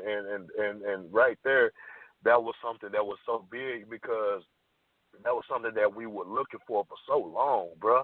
I mean, man, we were begging like, man, just take us to the water, man. And it was like, nah, man, they weren't trying to do it, man. They wanted the music, they wanted us to do shows, and we were just trying to learn, man. We was mostly just trying to learn so we could get the material, cause you know what I'm saying? Cause we was babies in this walk at the beginning, you know what I'm saying? Like, you know, Pew even tell you we were still practicing how to say, you know, Ahaya and Yashala, you know, Yasharala and Kwame, you know, all of that. We were still practicing on that because we wanted to make sure we was on point, but you know what I'm saying? It's just where we're at now. That just let us know that, hey, we just have to, you know, just enjoy this ride, man. And everything that he has done, where he had put these other pieces together, where it originally just started with two brothers, you know, just speaking together, to where now it has 5 people, and we're a force, and we're a unit, and you know, that's all him. You know, I don't want to take no credit for that, none. Yeah, I've noticed. You guys don't really have a lot of support, like a support base. You know, your team. You guys are so organic with it. You know, we go to the stores, Hebrews looking for organic food. So when we come into the truth, we looking for organic music, and y'all bringing it so organic. You don't really have a support base. You know, there's not a real solid support base really holding you up. You're doing this all on the strength and the wisdom that the Most High is bringing to you. And those all over the nation who really want your music being heard and are getting edified through this music. And, you know, but how have you guys been able to still accomplish more than anybody we've seen so far without that support base? Oh, man, brother, that's easy. Ahaya Shah Ahaya. That's easy.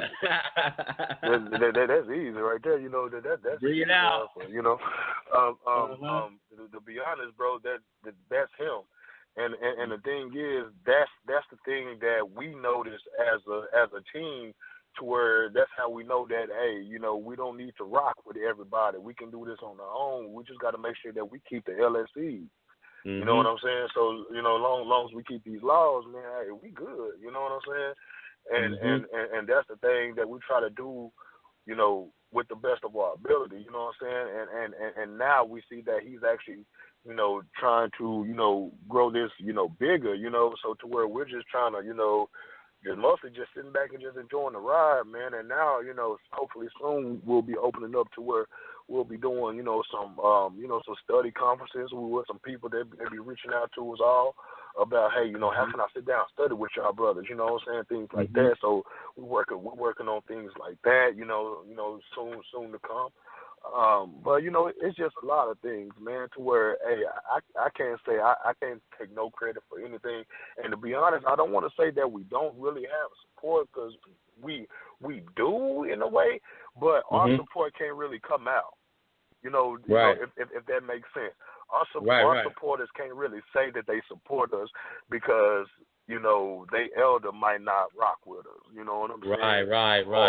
Or somebody in their church might not rock with us. But I guarantee when they pull up at these feast days, they listen to us in their car. It's just whenever they get to the location, they gotta turn the music down. You know what I'm saying? So. Exactly. But at the same time, I can't say that we don't really get the support. We do get that. It's just that it can't really come out like how the other brothers are, because these other brothers, they fit that mold that we can't fit. Right. You know what I'm saying? Right. We're not gonna be. You can't put us in no box. You know what I'm saying? And things like that. And to be honest, a lot of this stuff that you hear right now is gimmicky. You know what I'm saying? It kind of plays off of what Dub say, this Christian rap. You know what I'm saying? It's kind of like, the stuff that we do is we give people what we see. I kind of say there's a thing that Kendrick Lamar said one time. It was like, I'm in the middle, where everybody's surrounding me, and I'm kind of looking around. You know what I'm saying? Opposed to being on the outside looking in. You know what I'm saying? We're actually in the inside looking out. You know what I'm saying? So that's kind of what we do with our music, to where we're actually going to give it to you to what we see on a daily basis. But it's still going to be related into scripture, because ain't nothing new under the sun. You know what I'm saying? You have to understand the same stuff that we're going through today, our forefathers were going through back then too. It was just on a different level, different scale. You know what I'm saying? We have, different things right now that they didn't have back then, but it's still kind of, still about keeping the real Jews asleep, and things like that. So that's kind of what we're on, basically, just giving the music to the people from our perspective, that way. Right. But at the end of the day, it's never us. It's always higher. You know what I'm saying? He provides the increase on everything. It's not us. You know what I'm saying? It was him who put it on y'all spirit to get us out there to Seattle. He put it on y'all spirit again to want to get us back out there to Seattle. He put it in other people's spirit to want us to get us out there in North Carolina, like Shema said, So it's one of those things to where we can't necessarily take credit. We just have to enjoy the ride, man. So when we as Israelites say all praise to the Most High or higher, we actually mean when we say that, because I'm telling you right now, half the things that I've seen with my own eyes, that I've seen brothers accomplish, and near and far, people I haven't even spoke to physically, but I see it. You can't give nobody or nothing the credit. You got to send that up to the Most High, because without him moving this spirit amongst the people that actually want to start to do something, to not to just come together on feast days or the Shabbat or be a Facebook debater, you know what I'm saying, but to do more. This spirit is being poured out, and it's a beautiful thing, and we praise the high all day and night for that one. You know what I'm saying? Always, man. But you also have to understand, man, if you don't give him the glory and the acknowledgement, he's going to take it away. You feel me? And it's one of those things to where it's kind of like, like my brothers always said, man, we just dirt. He'll raise up a rock to do what we do.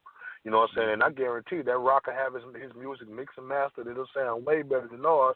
And it'll be right on the cover on the CD. It'll be a grimy rock.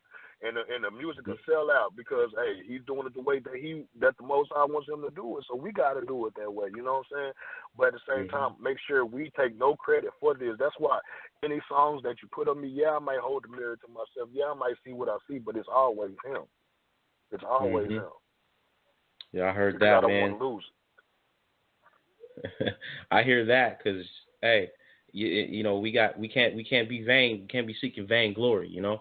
Exactly. You know what I'm saying? That's why you hardly see kind of like photos of us, of real Jews. You know what I'm saying? Or if you do see a photo of us, it's not really about our face. You know what I'm saying? Because we don't want to be, I guess you could say, we ain't like the fly dude, boy band dude, but we don't want to be a stumbling block to no one, to where we just want to get our message out. You know what I'm saying? That's what the biggest thing got. It's like, remove the person, listen to the message. You know Right, what I'm saying? right. That's the main reason why you can say with me, I really don't have an issue with these elders.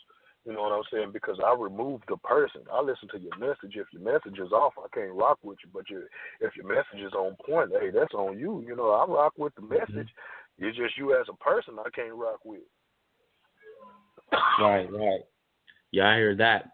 So, you know, I wanna ask some questions to all of you, to the whole group. So I'm gonna bring you all in at once, and you know, I mean, this is real blessing, man. You guys are family. You know what I'm saying? I'm not saying like family. You guys are family. We Israel, so we gotta act like it. That's a message to everybody out there. You know, we always say we a nation, we brothers and sisters and all that. So we need to actually start acting like it, right? And you guys are setting a great example, man. All praise to the Most High, being that example, being that light out there. This is, you know, people are doing this all over the earth, and it's a beautiful thing. But, you know, Israelites, we have a long history, as you can see in our records, of having problems with uniting and working together. And, you know, I want to ask about, you know, your take on that in modern times, because I know you guys been through some of these same struggles. I mean, sure, like I said earlier, everybody has a testimony once or twice about something like this, you know. What are some of these common issues and stumbling blocks, you know, and that we can overcome, so we can start to actually unite and do for our people we should have been doing a long time ago? I'll be real quick. And say something. Like, if we just do what Yasha said, I think it was Matthew chapter 15. I might be wrong, 18, one of them. He said, bring it to a brother. If you have a problem, bring it to a brother. You did. If you have a problem with a sister, bring it to that sister. Don't go showing behind their back. You hear me? Talking about this, backbiting and stuff. Bring it to the people. And another one is, don't be no respecter of person. You feel me? Like, you know, ain't nobody greater than nobody. First gonna be last gonna be first. You hear me? So you just that's love. Everybody want to talk about love. Well, I don't come from talking about it. I come from showing it. You hear, it's an action word. You hear me? I don't like, where's love and unity and peace, man? Shut up. You hear me? Right. You feel me? You feel me? Show it. You did. Like, we don't, over here, me and the Octone, man, we need to show each other more love. Nah, we don't do that. We don't say nothing. We just show love when we deal with each other. It's there. One Nation, when we came out there with One Nation Foundation, it wasn't, well, we're going to try to show y'all love. Y'all didn't say none of that. Y'all showed love. You hear me? And then now I got a whole extended family in Seattle. You hear me? Shout out to Tacoma. They did the same thing. You feel me? So that's one thing. I know the brothers might have something else to say, but, man, be 100, be 1,000, man. Try to be pure. Be real, man. Real Judah, man. For real. Right. Now, you know, I'm glad you said that, man. Love is an action word. Straight up. You know, what would be y'all's advice for the brothers and sisters out there who are trying to build right now? Who are trying to unite the people? And you kind of touched on that. Just do what Yasha say, but there's still some out there who don't really get what that even means. You know? What would be y'all advice to the people who are trying to do the work right now? Hey, can I say something? Hey, this shot. Go ahead. Hey, Go ahead, brother. Hey, first off, I want people to really go and look up the definition of love. Actually figure out what the meaning of love is. You know what I'm saying? Don't go off of what y'all hearing out there, because, yeah, these people say that they showing love, that they doing this with love, but no, that's not necessarily love. You know what I'm saying? Go see what love is and do that. You know what I'm saying? That's what we got to do. You know what I'm saying? You know, but, yeah, I'll go and let you finish, bro. Yeah, no, that's on point. That's on point. You said your question was what we got to do to come together. Is that what you asked? Yeah. You know, what advice would you give to the brothers and sisters who are facing these obstacles and stumbling blocks, not just from what the world is bringing to them, but from their own brethren, right? And you said just do what you should do, but some people still don't really understand what that means. If you want to expound on that for the people. Well, you know, one of our we got plenty of mottos over here. So we got all these rappers on the team. So everybody got a punchline. You hear me? But we got plenty of mottos. But and one of our things is on Amos 3:3. We have to understand that Yasha said he ain't come to bring peace. You feel me? He come to bring division. So when we understand that, we can accept that. You dig? And when you accept that, then you realize, well, everybody ain't gonna rock with you. Everybody, some seeds is already cursed. God, we really read some books over here. Ain't that what Sean said? We really read them books. You feel me? So we realize that some seed is already cursed. They just here just to be tares. You hear me? So we can't rock with everybody. When you get that out the way, then you can follow these laws and pay attention and rock in the spirit and be okay with rocking with yourself. And the Most High gonna put your team together. You hear me? All the disciples said that. All the prophets showed that. Show love, and your team gonna get strong. Genuine love. So that's what we gotta do, man. This be Amos 3:3. Like-minded. See who rock like you rock. Who generally got love in their heart. Gravitate to that person. Proverbs said you see a person that can teach, and stay at his doorstep. Stay going to that brother that's speaking that truth so you can learn the word, so then you in turn can give that truth. Not no watered down truth, that real truth, man. And in truth and spirit, where we're going to come together. It's only going to be a third of us, you dig? So on the cool, most of the people you come across with ain't going to rock with you. You meet 3, only one going to be good. You hear me? So, man, keep your head up. It's going to be all good, man. Just stay with the Father. Rely on him. And I know none of these fake individuals. How you say, Shai? Every man's a liar. Don't even trust me. If I ain't coming with the word, man, bump with peace and say it better be the word, or it's just lip. Yeah, man, I want to add to that, man. That's exactly true, man. That's why on my channel, like I tell people, like you ask me how long it be, bro. I put so many sources in there. You don't gotta believe me, because that's what people do when people try to come against me, and I be like, well, where's your source for this? Oh, I follow so and so on YouTube. Who do you follow? I follow Yasha of the scriptures. That's who I follow. You know what I'm saying? And I think what a lot of people got misconstrued, just like a lot of Christians, they think love is kisses and hugs. Yasha rebuked people almost every other chapter. He even rebuked Peter when he was like, "I'm gonna get taken up," and Peter was like, "No, not." Peter was like, "Not on my watch, Lord." What did he say? "Get behind me, Satan." Peter's his partner. He the one he said he gonna build the church on. So Yasha was even checking his own people. And that go back to what Pete said. These people is a respected person. They know that they elder, they partner, they friend, they person they following is saying done said something or did something that's straight wicked, but they want to sit there and defend it. Even when the person says, "Yeah, I was wrong," you still got people that want to defend them. And we gotta understand that love is also encompassing with tough love. You know what I'm saying? And that being said, everybody ain't going to accept that correction. You know, the scripture says it's a must that be divisions among you to prove you. You know what I'm saying? So me going against people in my walk in this that didn't want to rock what I wanted, what I was bringing forth, it made me go study harder. Like, man, let me make sure what I'm bringing forth in this debate. You know, back in our debating days, we all used to have them. I'm like, man, let me make sure what I'm saying is correct. And as I'm going through and reading, I'm like, yeah, I am right. Okay, let me go hit them with this. You know what I'm saying? But a lot of these people, man, everybody in Israel, it's a different wind of doctrine every month, man. I'm gonna talk about the elephant in the room, bro. It's a different doctrine every month. Esau done changed colors about 5 times this year alone. You know what I'm saying? These people don't even know who they are. They trying to define other nations. You feel me? And that's part of that. Who is gonna study? You know what I'm saying? My favorite verse was about the Jews in Thessalonica. It said that they was more wise than everybody else, not because they was great, not because they was rich, not because they was some buff dudes, because they studied everything to see if the scriptures were true. They tested everything by the scriptures. So I encourage y'all to be like the Jews in Thessalonica. And that's the cats I'm trying to rock with. You know what I'm saying? I ain't trying to rock with everybody. If that sound bad, y'all should only rock with 12 people. You feel me? So, and look, and they changed the whole world. Ray, come on. Come on. Come on, bro. You saying one of you was a devil. You know what I'm saying? Right. So, we got to, bro. You got to just test people fruits, and the people that rock with you, man.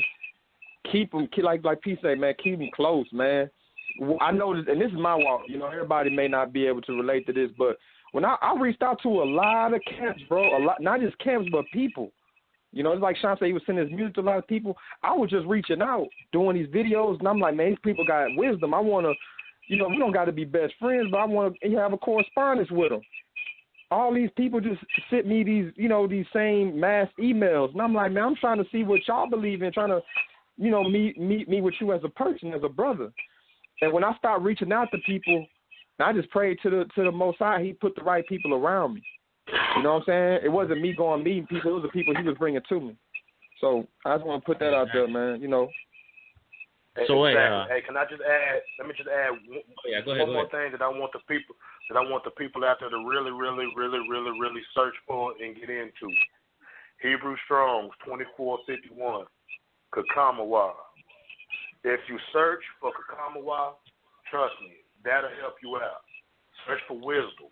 You know what I'm saying? Add, really look into that, because I feel like that actually helped us. That actually unified real Judah and one nation. You know what I'm saying? With just us getting wisdom. You know what I'm saying? So, like, and when people are trying to say, hey, okay, how can I build? How can I grow? Search for wisdom. Right. Search for wisdom. Kakamawa, if you ain't heard. Hey, brothers, we really appreciate you guys coming on, and we really appreciate the Most High, because I'm breathing right now, and we're out here reaching the people on a platform that's reaching. It can reach the whole globe. It's a beautiful thing. And when you guys came up here, we got an opportunity to sit in the scriptures and, look at some things and, really talk about what the Most High revealed to us through the Word, letting the Spirit pour out on us so that we can look at the Word and say, this is how we need to do it. This is how we can build and unite our people. And you guys had an opportunity to sit down in the scripts with Brother Ayara, which I'm going to bring him in here in a second. So we talk about that, and we're just curious, since you guys left and went back to your respective homes or your respective places of residence, I should say, what in the building process did you take away from that and apply? The 10%. I guess I'll be the one to kick that off. Yep. Let me go ahead and kick that off, cause like Shah said, that 10%, man, that tithing, you know what I'm saying? When we all come into the truth, that's one of the main things that we always was talking about, man. We wasn't supposed to be giving our money to them churches, you know what I'm saying? Or them churches wasn't doing what they were supposed to be doing with the money, you know what I'm saying? And when we came out there to Seattle, we got to sit down with Ayara and yourself, Ganan, and Shammai, and Brother Natazar, and I can't think, was that everybody that came that day? Hey, Gamayash came through. Yes, Gamayash. Yep. But we broke down them scriptures and actually went into that law and read what the tithe was actually for. You feel what I'm saying? And it was a beautiful thing. Of course, it ain't nothing but the Most High that's going to have us going back over that, because now when you reread in those scriptures in the truth, you like, man, this is Israel's bank. This is Israel's central banking process. You feel what I'm saying? This is the Most High's way of keeping money in Israel, and we would never have to borrow from another nation. We would never have to go outside of our own for anything. You feel what I'm saying? So a lot of us in this truth, we stopped giving our tithes because, we knew that people were operating corruptly with it, or we started giving our tithes to other elders in the truth. And those elders in the truth still haven't been operating in the law with the tithe that they've been receiving. You feel what I'm saying? So, man, that right there coming out, bro, when I came back to Atlanta, I'm telling you, that was probably the first lesson that I went into with the people, talking about and I titled it "The Law That We Forgot." You feel what I'm saying? It's a law that we forgot, because we came into this truth and we've been all about the law, statutes, and commandments, but we just put that one on the roadside. We put that one on the sidelines because we ain't dealing with our money. We don't like people talking about our pockets. Right. You know what I'm saying? But now let's talk about our pockets and let's talk about our money in the righteous way and according to the law. Let's see what the Father had to say about our money. You feel what I'm saying? Exactly. So when you read it from his perspective, oh my goodness, man, it was just I was so thankful, man. I was so thankful that, you know what I'm saying, that came out and that we got those precepts, man, because once again, just like everything else, it was right there under our nose in front of our face, and you know what I'm saying? It just had to be brought. What's the time, I guess. I praise the Most High for y'all for that, man. Yep. The Most High reveals all things. I really feel that was the sole reason why we were supposed to come to Seattle. Yeah, we had a show to do and all that, but that information brought forward was powerful. So I praise to the Most High. Hey, just to let the people know, soon we're going to be going into overtime. We're going to keep Real Judah on. We're going to keep talking to these brothers. If you want to ask them some questions, stay on the line. Anybody out there who's listening through the browser, call in. Press *1 to get in the queue, and we're going to open the calls up to let the people talk to these brothers, ask them some questions, so stay ready, stay linked in. We're going to go overtime here really soon, but, anybody who doesn't cross over with us, we just want to say thank you for calling in and, praise the Most High that the brothers and sisters out there are beginning to wake up to this next level because, I always bring up that movie Inception. There's levels to this awakening, you know what I mean? And, the Most High doesn't, we know in part and we prophesy in part. So he gives us different parts. And now we got to put all these pieces together and start to get it done. We don't got a lot of time left to be out here dilly-dallying and sitting on our hands. So, we just want to thank you, brothers. You guys are out there doing the work. Got Shemai out there, came up here and sat. We actually we had a good meal, brothers and sisters out here.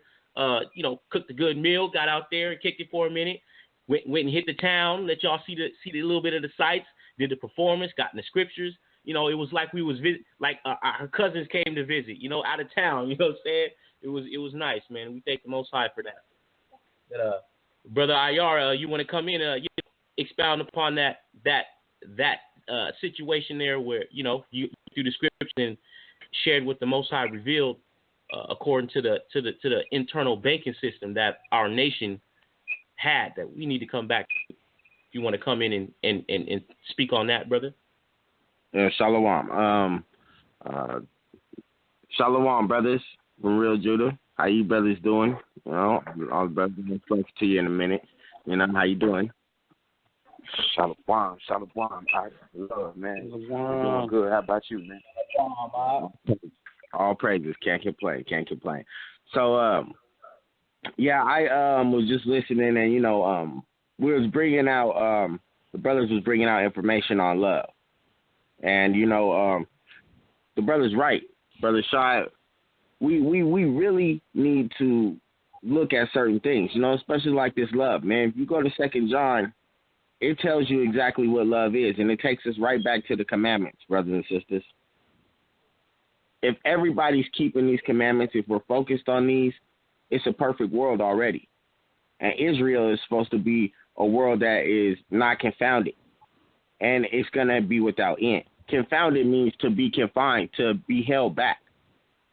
Okay?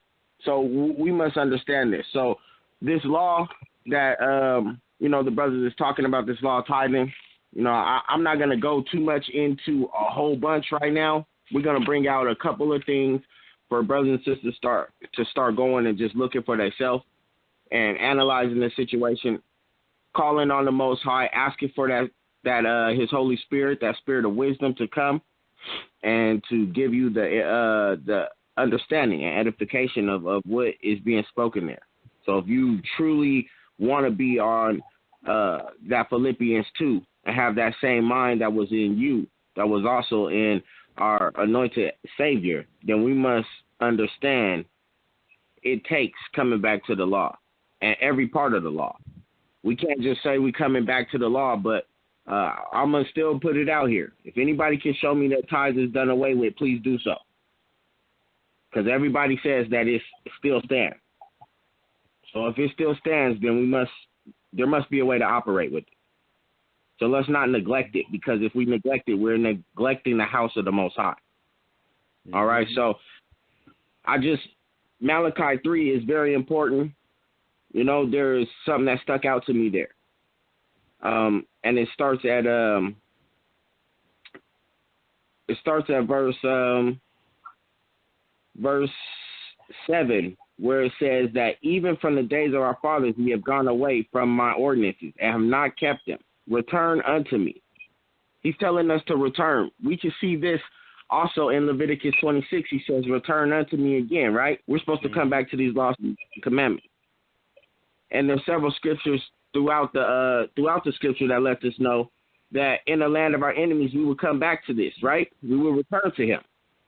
All right, so he says, return unto me, and I will return unto you, saith the Most High of Hosts. That's a direct precept that links up with Leviticus 26, where he says that if you'll see that you'll walk contrary unto me, I also have walked contrary unto you.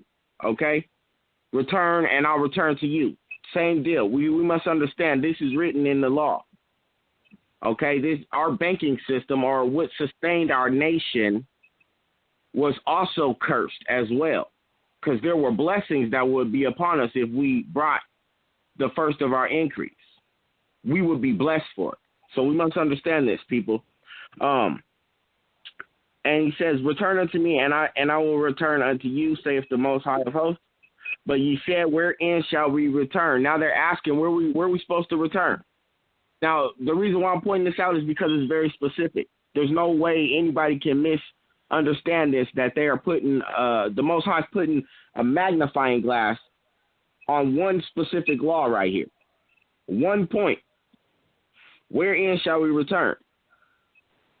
Will a man rob God? Yet ye have robbed me. But ye say, wherein have ye robbed thee? In tithes and offering. That's very specific. Tithes and offering is a law. That's very specific, brother and sisters. We must get this, okay? Ye are cursed with a curse. That's verse 9. For ye have robbed me, even this whole nation. What curse? The only place we can find curses is in Deuteronomy and Leviticus 26, right? The curses that are upon the whole nation. The very curses that we use to, the Most High used for us, to bring us to the knowledge of our self-identity. And now that we have this identity, we must come back and operate to where we left. All right? And so on your spare time, just go check it out. I know everybody read through Malachi with a different eye. And also you need to check out Deuteronomy chapter 27. Okay? Deuteronomy chapter 7, starting at verse 30 through 34. It lets us know that if what we are using for our increase, if it happens to change, then it is holy unto the Most High. And we should give it. Leviticus chapter 27, excuse me. I thought I said Deuteronomy, but I didn't. Okay, the water. So Leviticus chapter 27, verse 30 through 34. And all the tithes of the land, whether of the seed of the land or of the fruit of the tree, is the Lord's. It is holy unto the Most High. And if a man will at all redeem aught of his tithes, he shall add thereto a fifth part thereof. And concerning the tithe of the herb, so now we got the tithe of the fruit of the trees and of the seed of the herb, right? Right. And now he's saying concerning the tithe of the herb or of the flock. Now it's of your flock. So he's gathering everything that we would have gave increase from, whether it's the fruit of the trees or from the land or from our animals. Even whatsoever passeth under the rod. Now what's the rod, brothers and sisters? The law. And the law was to give 10%. And we know it went to the Levites, but it also went to the widow, the fatherless, and the stranger. Straight up. be holy unto the Most High. That means just a tenth of it shall be holy to the Most High. He shall not search whether it be good or bad, neither shall he change it. So it wasn't up for us to change anything. And if he changed it at all, if it just changed, you got to exchange it for something else, you know, you have to exchange it for money, you have to exchange it for something. It shall then both, it and the change thereof shall be holy. It shall not be redeemed. These are the commandments which the Most High commanded Moses for the children of Israel at Mount Sinai. So our whole system changed. That's what we must understand. Okay? We got to understand that our whole system changed. So we are going to bring a more study out, and we're going to put it on our One Nation Foundation YouTube page. We're going to go into this. We're going to break down the whole tithing situation. Okay? We're going to show the conversion. We're going to show how they came and infiltrated. Now you can see why Yeshua came in there flipping over the tables of the money changers. Mm-hmm. Money changer anchor. They were changing our system right underneath our noses. Okay? And we didn't realize it. They were subverting our government, overthrowing us from the inside out. So we're gonna go more in depth in that, and that lesson will be coming out within the next couple of weeks. So brothers and sisters can actually grab a pen and a pad and go through it and see what it says and how we should be doing this according to the new covenant. Okay, mm-hmm. Because we say the feast days stand, and Paul makes it clear that we should keep the feast days according to the new leaven. So there's a way for us when we come back together, just like they did in Acts, to be able to build our people and to have a foundation for us to take care of ourselves. Mm-hmm. So nonetheless, long story short, get into that. Look for that to be coming soon. We'll put it out there. But what we have done here through the Spirit of the Most High with One Nation Foundation is found a loophole, brothers and sisters, where we can create a foundation or a central hub for ourselves. It's no different than you going and giving blood or donating money to Red Cross. This is specifically for you, and it works for you. You put into it, and it puts back out for you according to the law how it was supposed to be. All right, so we don't want anybody changing groups or switching up, doing whatever they was doing with whoever they're with. They would continue to learn and to grow in the word. But implement this amongst them. Care for your people as a nation. That's where we lack. We don't. Mm-hmm. We want to come together in groups and still be separated. But we must understand that we all must be nation-minded. Exactly. All right, so the members of the foundation, how this will work is the members of the foundation within different communities, you know, they would form groups amongst themselves. There could be, we would like to see each state connect, but maybe there's two different groups in the state, okay? This is just a general overview, examples to show you how the system works and what it's about, all right?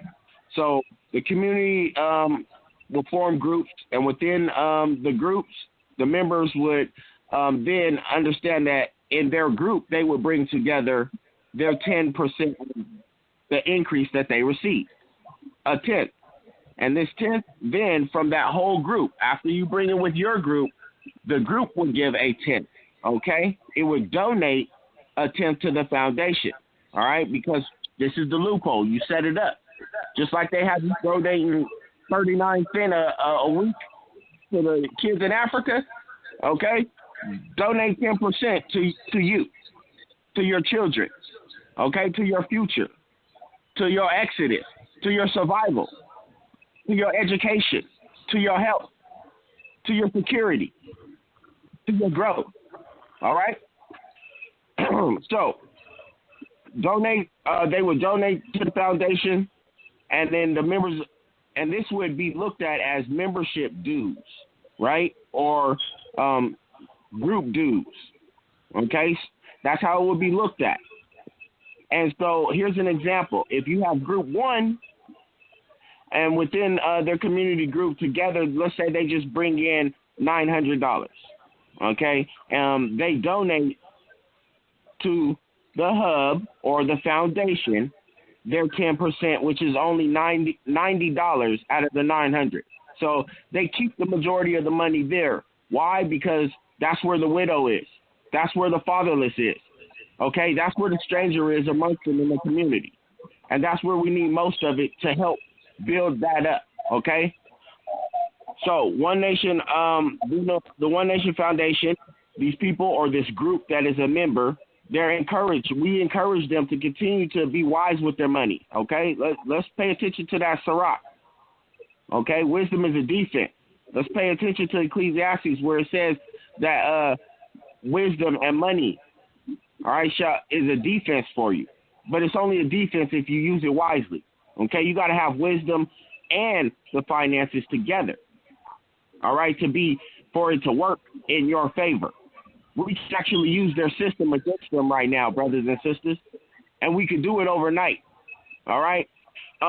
One Nation Foundation members are encouraged. We want them to look to do things, build among the community. All right? Start businesses. Get supplies for emergencies and have plans. Okay? Make sure everybody has kits and different things like this if something goes on. We need to be able to supply these things for our own people. Right now, the strike, what would happen? Everybody would still be by themselves. Everybody would be concerned and running, and nobody would be able to help each other. We don't have anything. We haven't put nothing together for ourselves. It would now revert right back to every man for himself. And we must be able to watch them so that we don't have to do that. So we're not the last man standing all the time, getting destroyed. Okay? So we would encourage you guys to do things like this. Have emergency plans. Get things and necessities. Make sure everybody in your group has the things that they need in case of an emergency. Get your passports if you don't have them. You now have a unit that you can work together to bring forth the resources to do these things. All right? And not at all, but One Nation Foundation is looking to do this with what's coming from us, but we encourage you guys too. If you can get properties, consolidate your funds, okay? We want to diminish the high cost of living so that we can operate here and eventually get abroad if we want to, because, hey, everybody don't see the same way. That's between them and the Most High, but a way's being made, okay? So now the donations received by the hub or the foundation are used to start things such as daycare, employ our sisters and our brothers there. How many of our people, and I'm not talking down on anybody because I was there, grew up in it and everything else, got family members operating with the system, but how many of us are giving our funds away and having the state pay for our daycare and stuff like this, and we're giving it to somebody else? Why haven't we started a facility or we pay ourselves? Not to mention the sister can work there. Mm-hmm. Okay? Keep everything in-house. Let's start using our mind. Let's use wisdom here. The elders like to bring out that the children of this world are wiser than the children of righteousness, but it's time for us to use the wisdom. When we come back to this law, it will happen. It said that this law will be our wisdom in the sight of the nation. Isn't that what it says? So it's time for us to step up, Yasharala. Okay, so we want to get these daycares and things going. All right, care and teach for our children. Get health clinics going that promote healthy living and healing of the body. Okay, community home education programs to replace the public school system that's programming and dumbing down our people and our children. And also create careers for our brothers and sisters who are adults who have qualifications in teaching and certifications in counseling and things like this. We can help ourselves. Mm-hmm. Okay. So the One Nation Foundation looks to also restore different properties. Get abandoned school building or something where you can fit 50 to 75 people in it. Have a school right there, be running businesses and everything in the community, growing crops, a store, everything out of this one location. we can do these types of things. And this is what the hub is about. This is what the foundation is about. We're going to be a light to the world, and we don't have nothing. What's going to make them want to come to us when everything falls apart? Okay? Just because we're saying we're Hebrews, well, the Gentiles, they need to see worldly stuff. Okay? They need to see you know what you're talking about. Why would I follow you? How you going to lead something? You guys are fighting each other over there, killing each other over there. All right? So One Nation Foundation also, it looks to do things like this, get properties and create programs that could be strong within the community, all right? And create a cohesive group upon the principles and core values of the foundation. And you found out what that was at the beginning. That's in the disclaimer. We stand on the word. We stand on these laws, statutes, and commandments. So here's an example of a small example of net worth. Okay, let's say Group 1 brought in that $900 after their 10% donation. All right, Group 1 is left with $810. All right, Group 2, $800. They're left with $720. So on and so on. So those 4 groups together, let's say they have, that's just 1 month, they'll end up collectively across the lines, wherever they are, having $2,700. That's nationwide, right? We're only speaking of 4 groups. All right. So you have those 4 groups. Let's say those 4 groups are in 10 states, though. So now you have 40 groups. Times that $2,700. That's $108,000 per month of collective power for building for our people, with people in like mind doing the same thing throughout the earth. Don't tell me that we won't make an impact. Don't tell me that we won't be seen. Don't tell me that they won't want to know what the heck is going on over there. Don't tell me that they won't say, them is them Hebrews. Okay? Because we're going to be giving all praise and glory to our power. And we're going to be letting it be known who we are and what we come to do. Standing on this word. All right? So you got those 40 groups. Got the $108,000 net worth. That's just for 1 month. All right? Now, times that by a year, we're looking at $1,296,000 of collective net worth among unified members throughout the country. That's just here. And these are just small numbers. Okay? These are just small numbers. I got more people probably online listening to this right now than the numbers that I brought out. Okay? So here's an example of what happens with the foundation when we do it. You heard what we plan on doing with it. So from Group 1, we would obviously only get $90. Group 2, $80. Group 3, $60. So at the end of 1 month, the foundation only ends up with $300 a month.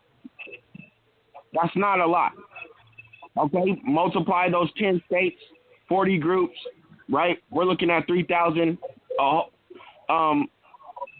We're looking at 300. Multiply that. So we're looking at 12,000 a month throughout the 10 states. All right, times that by a whole year, that's 144,000 a year, and 10% of that goes into building our people and our communities and getting reconnected with our people outside of the United States as well. So there's much work to be done, and this is how it's been set up. It's a loophole to where we can operate without having anybody come in and try to say or do anything, and we could actually have funds that can't be tapped, and nobody can mess with us. So, more information will be coming out. We will be going into the scriptures to give more understanding of it. You want to know more, you want to get involved, we need that. And we're definitely looking for brothers and sisters who want to be in a separate group, part of the committees and the board, who are looking to throughout the area put money together so that we can have a cushion to just go ahead and go into a neighborhood such as Detroit or North Carolina or somewhere in Atlanta and have that be the pilot for us to be able to go and lay something down and start something right there, and have that be the pilot. So just get in contact with us, onenation.found@gmail. And I don't know, Brother Ganon, do you have any questions from you and bring something else out? We just giving an overview to the. Yeah, I mean that right there. It's so simple. The only thing that makes it hard is ourselves. We gotta get over ourselves and actually begin to do this, or we're toast. So hey, but if anybody's got any questions out there, wanna ask Brother IR any questions, wanna holler at Real Judah real quick, you wanna press *1 to get into the queue, and I'll bring you in. You could speak to the brothers, ask some questions if you want to get more understanding on the system. But when you look at the breakdown and you understand how it actually works, it's untouchable. The other nations can't touch you. The government we're being oppressed by, that a lot of people seem to love to be a part of, even in the truth, they can't touch you. We could actually begin to be self-sustainable. We can get land, we can get housing, we can get people to stop paying these high rents, stop working for Gentiles, open a business, start working for your own brothers and sisters. It's a win-win, and it becomes a situation where you're not waiting on somebody to tell you when to move or what's gonna happen moving forward. Due to the grimness of our finances here in captivity, we actually have turned to each other and created a way to where we could actually do this for ourselves and for the people around us.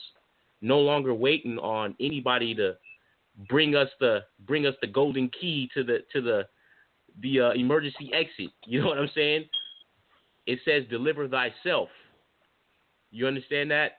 So with this system, gather thyself together, O nation not desired. Hey, that as well. So, with this system, it's bigger than One Nation Foundation. Us being nation minded, this will change the lives and change the course in the direction of Israelites everywhere if we work together. But it must be done together. We're gonna need everybody, all hands on deck. So again, press *1 if you want to get up in here and ask some questions. We still got Real Judah on the line. We got Dub on the line. We got Louis Misery. Got Shaw. Got Peasy. We're going to go to a caller from 678 and bring you in. Let you say your piece. Question or comment, brother, 678 or sister. Thank you for calling in.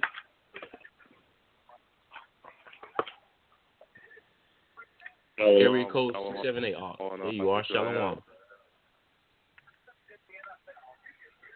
Go ahead. Shalom, Israel.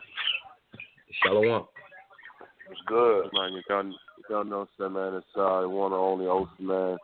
Out here, don't know it's that represent 12 tribes, man. From we're at Jamaica and down in Atlanta right now.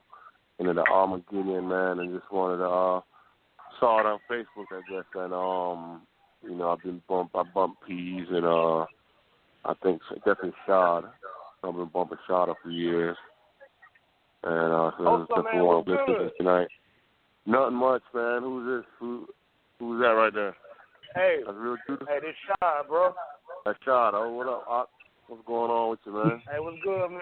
Nah, hey, man, I've been seeing your comments on on YouTube for a while now, man. It's good to finally, it's good to finally put a voice with the actual comments. Yeah, man, good looking out, man. Hey, this brother been rocking with Real Judah for a while, for real. Yeah, hallelujah, man, hallelujah. All praise to El Elyon, man, who hosts his name.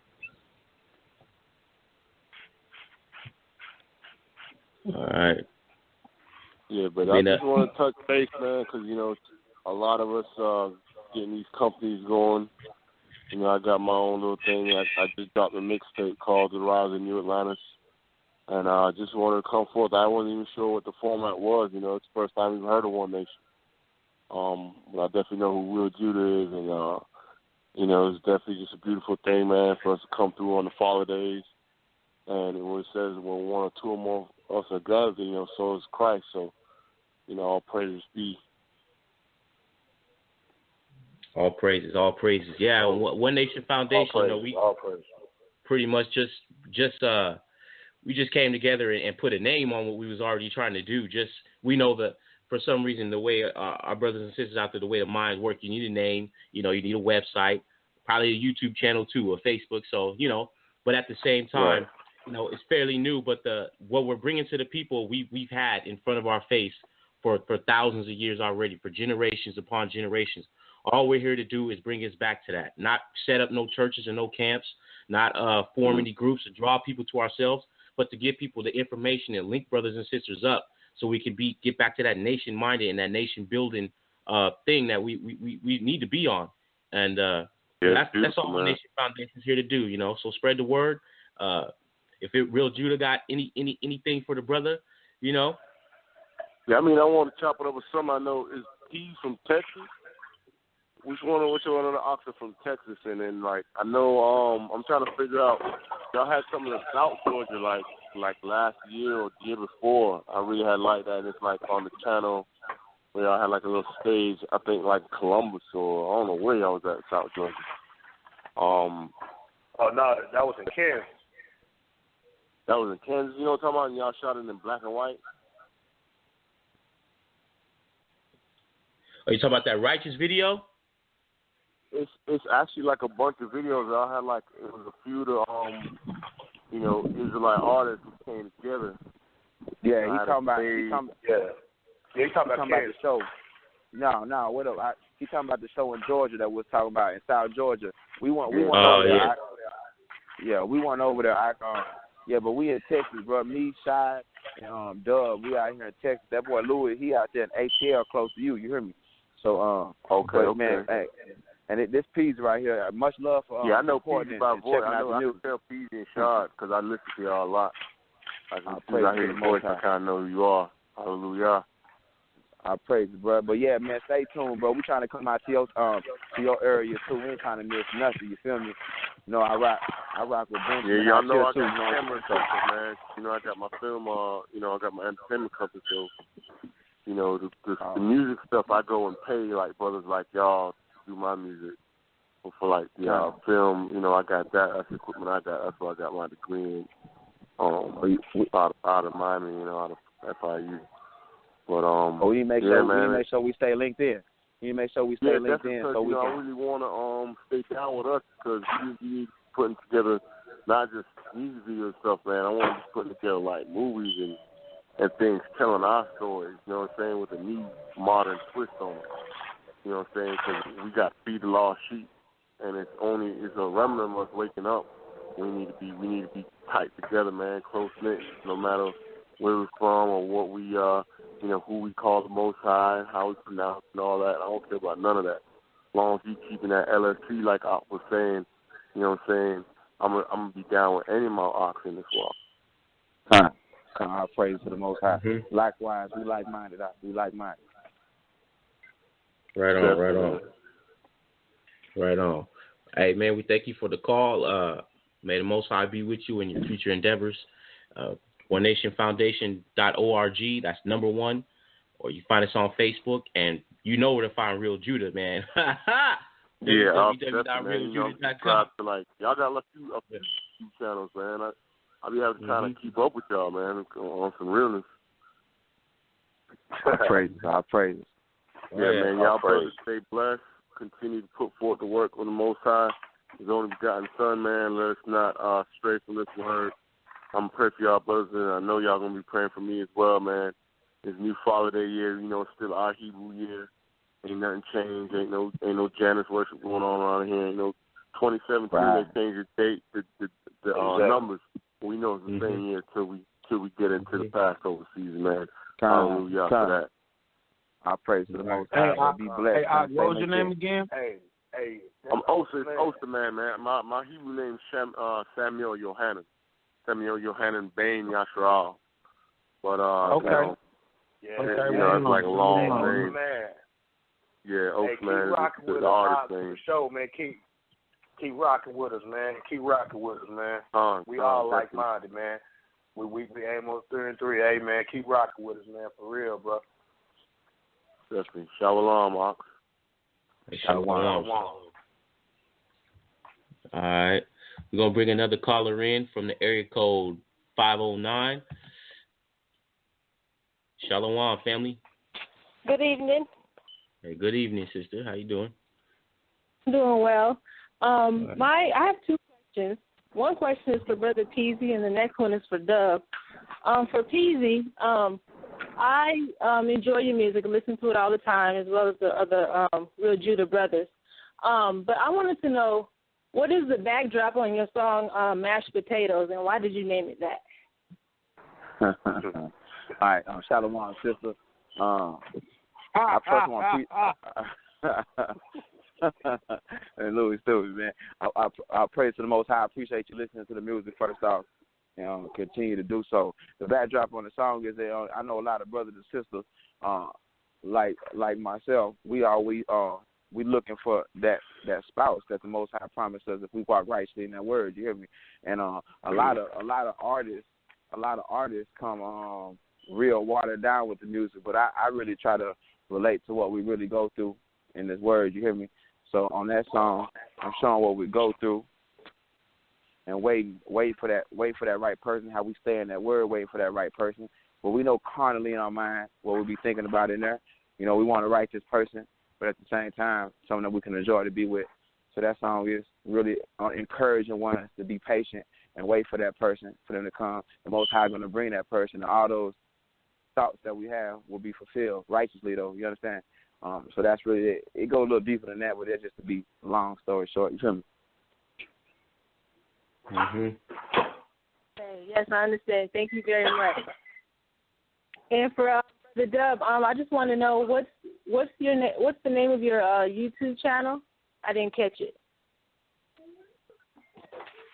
Oh, okay. Shalom, sister. The YouTube channel is youtube.com/Hebrew Tribes.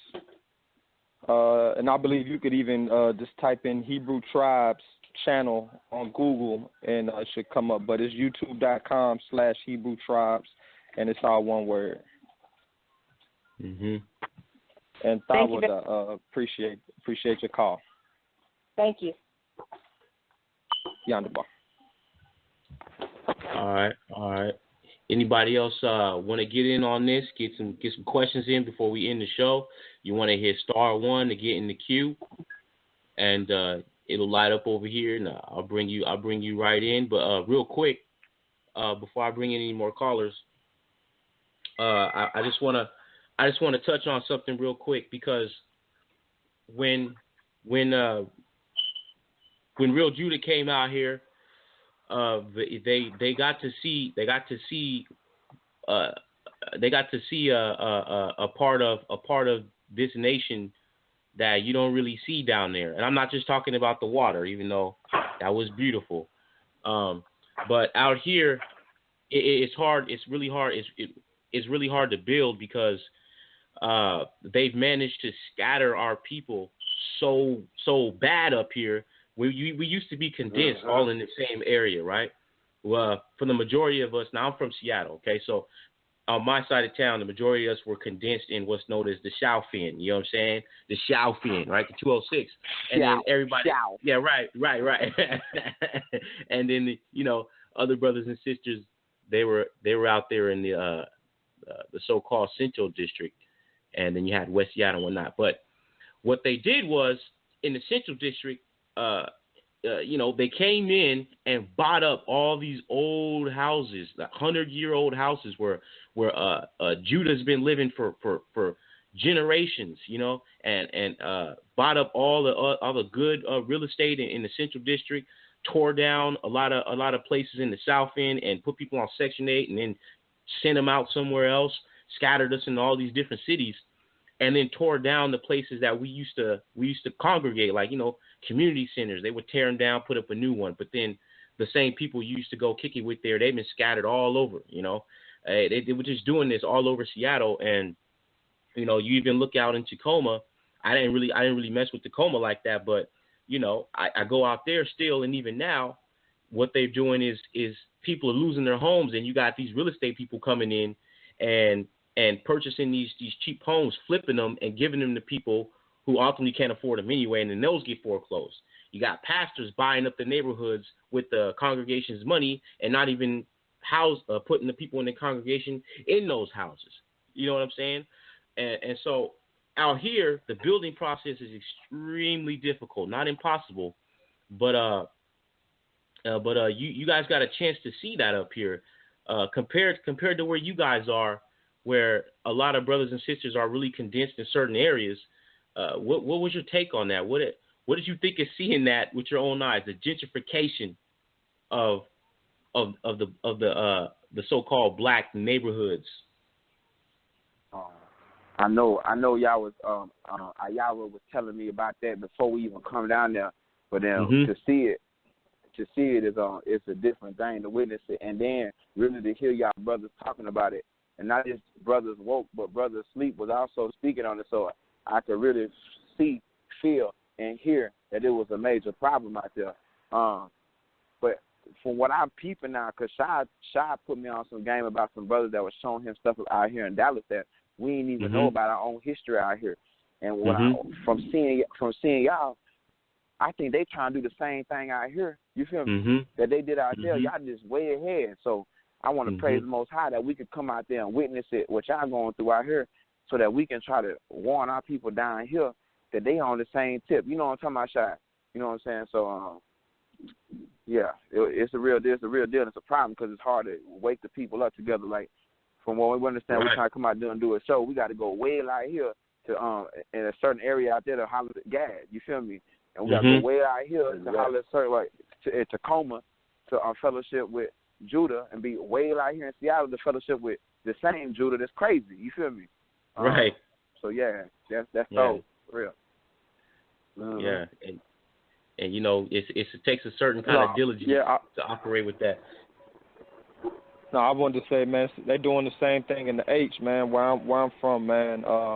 You look at the southwest side, where I was originally from, and as I grew older, I moved to the 3rd Ward area, and that's the south side town. I don't know if y'all, I'm back in my secular days, I was a screwhead. That's DJ Screw territory. You know what I'm saying? And long story short, man, they tore everything down. Like you said, they was tearing stuff down as people was moving out, these abandoned homes, and they built up these nice duplexes. But folks couldn't afford them, man. I mean, you talking like I know the rent is different up there versus down here, man. But you paying $900, man, and you ain't getting nothing.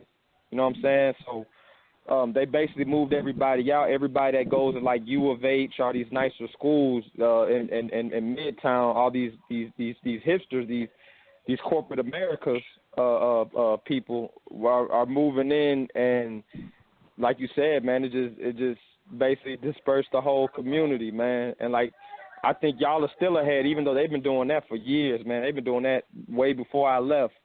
But how they got y'all out there, man, I mean, yeah, y'all spread way out, and then y'all traffic is crazy. So, man.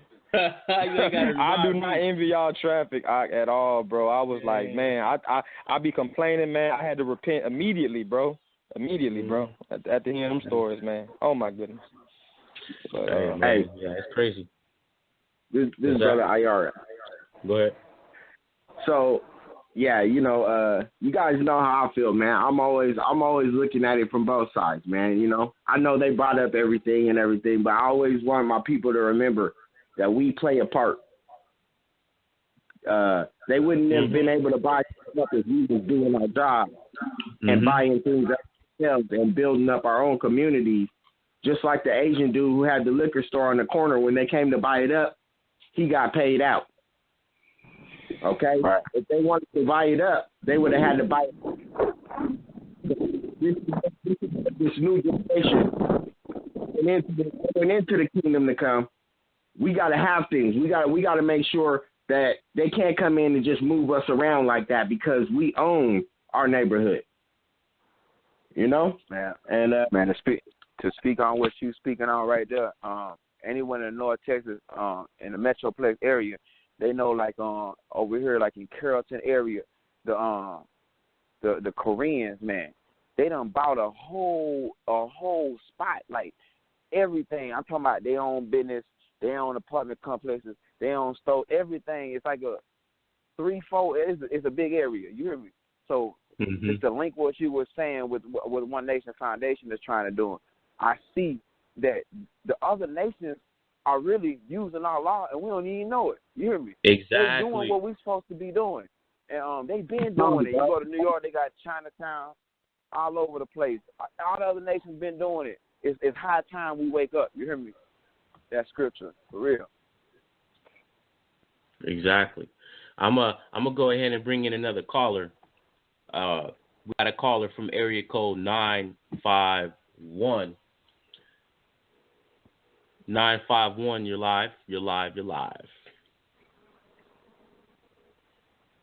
Shalom. You are shalom. Y'all hear me? I got some babies in the background, so just bear with me. Just called to say shalom to everybody. And what, y'all ain't gonna put an instrumental so they can freestyle for a high? I'm just playing. Wouldn't be a radio show without that. No. That's it. I want to encourage everybody to call on that wisdom and love all my ox. I got that right spirit. And I'm still waiting on one of them plays. Still waiting on one of them plays, Ox. I know. Email a plate. All right, Ox. Oh, sweet. Shalom. All right, shalom. Shalom. I appreciate you calling in, fam. All right, we got a caller from the 253 right here in Washington. Queued up. You live on the line, 253. Go ahead. Shalom. Shalom. I had a quick question. Oh, man. Gamayash. Yeah, I was listening to the show. It was a blessing to hear the progression of the brothers and how they all met and how the Most High just intricately put this all together for His divine will. I just had a question. I see y'all brothers collabing and the Most High is definitely moving and y'all got your record label. I'm just trying to see have y'all been talking to any of the athletes? Because I know football is big out there in Texas, and I know everybody ain't taking the Judas path and just selling their people out for 30 pieces of silver. And some other people that want to hear the truth and want to forsake all these things and take the path of Moses. So, we've written some letters to some athletes and stuff, but we just want to know, what is y'all approach to trying to wake up some of these athletes that do have the finances to help their brother and do want to take the path of Moses and not operate like a Judas? And man, that's a good question, bro. That's a real good question. And first I want to say that boy, Guy Amasi, that's a wise young brother right there, man. If you just in the presence of that brother, I cuff his energy, man. I'm an energy junkie. And Shalom, I'm good to talk to you again, fam. Out here, bro, we just really, man, we trying to come up, and that was a part of putting Shemai on the team so that we can start doing more things. And right there, that's something that we ain't even think about. I'm be speaking from straight honesty, bro. And you done put something on my mind, conviction. Got to go get on that right there, because you're right. We got a lot of these athletes that do things. We had Stoudemire. He was a Dallas Maverick for a minute, and we had aspirations of getting at him and hollering at him and seeing what we could do. You feel me? Well, we were just really trying to figure our way out at that time. But man, praise the Most High that you brought that forth. I really be in the streets talking to the people all the time, bringing the news to the people. I haven't really thought about the big athletes and stuff, but man, that'd be a blessing if we could reach them, if not just one. And I think that is an avenue to help us. We talked about that on Shabbat. Like, there's gonna be somebody that's blessed already in this world that's gonna help us move forward that we can't even expect and we don't even know. So I hear you. We haven't even explored that option yet, though. That's very bright thinking, though. Real talk. Gamayash. Yeah. That's something we were targeting, and not everybody, just those who are conscious or who are susceptible to hearing foreign information. Like, we don't really try to waste our time dealing with sterile minds. If you're already destroyed in this world, not to say that we're not going to try to wake you up, but at the same time, we have to use wisdom. And we only dealing with a certain amount of time left in this wicked society. So, we look and we try to target people that are conscious, who talk about certain things that the society would deem controversial. Like this brother, he's talking about this. Oh, okay, this will stir some people up, but it's on his spirit that he needs to say something and speak out against it. Let's write something to this brother and see if he's curious or if he want to get on board. If not, so be it. You know, we got to plant the seeds anyway. God, that's wisdom. For real. That's real wisdom for real. So I mean, we really need to reach out to. I got a question. And athletics. Go ahead, Op. Hey, Gamayas, what's your name mean, Op? Resilient. Yeah, I'll just keep coming up. Satan always be trying to throw me off, but you know what I'm saying? You got to keep that straight and narrow, man. And just to attest what the brother Dub was saying, we definitely got to keep our head high. Because Satan be coming for them headshots. The adversary, he come for them headshots. So if you don't have your armor on, please believe you will get laid out. You might not get up. It's that serious. That's right. Bars. Right on. Yeah. And that's real too, man, because I'm sure we all know it by now after putting in some years in this truth and following Yasha's footsteps, man, because like you said, man, devil be coming for them headshots, and if you ain't strapped with that armor, if you ain't strapped with that sword, you feel what I'm saying, you liable to get hit, and it could be very detrimental. You know what I'm saying? And what I've been telling people for a while, ever since I first came in the truth, is not to focus on the fall, because the fall is going to come. You feel what I'm saying? Focus on your get up, because everybody can fall. You feel what I'm saying? You read in the scriptures in our historical record where a lot of our, what they call patriarchs have fallen. You feel what I'm saying? Moses kind of had a little accident. David kind of had a little accident. Samson kind of had a little accident. Solomon kind of had a little accident. You know what I'm saying? All of our people that we look up to in the scriptures and kind of blew it in some way or another. But the reason why their fall is recorded is because the get up has to be recorded also. You feel what I'm saying? It's there to let you know that, hey, you are going to make a mistake because you are in this place. But how you get up, how you come back from that shot, you feel what I'm saying? Because sometimes the Satan be shooting shots and don't none of them connect. You feel me? You be ducking the mugs like you Neo from the Matrix. You know what I'm saying? But when he do connect with you, man, you can't just lay down and be like, I'm hit, and stay down. You know what I'm saying? You got to get up, bro. And like you say, your name, resilient, you got to be resilient. You feel what I'm saying? Like P say, I'm an energy junkie. I definitely mess with your energy, brother. I don't know if you older than me or younger than me, but I definitely mess with your energy, brother.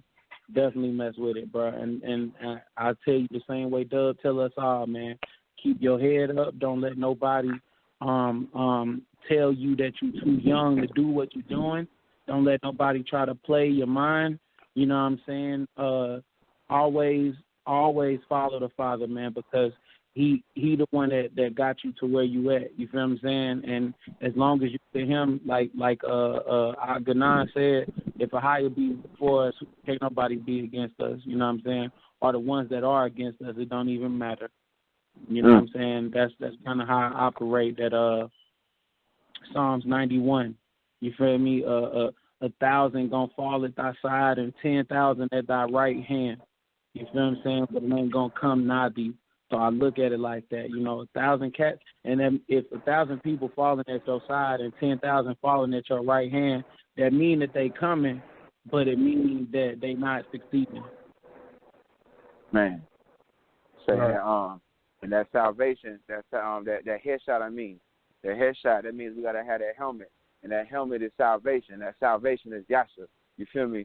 And that's just to everyone listening. We got to have the Savior, man.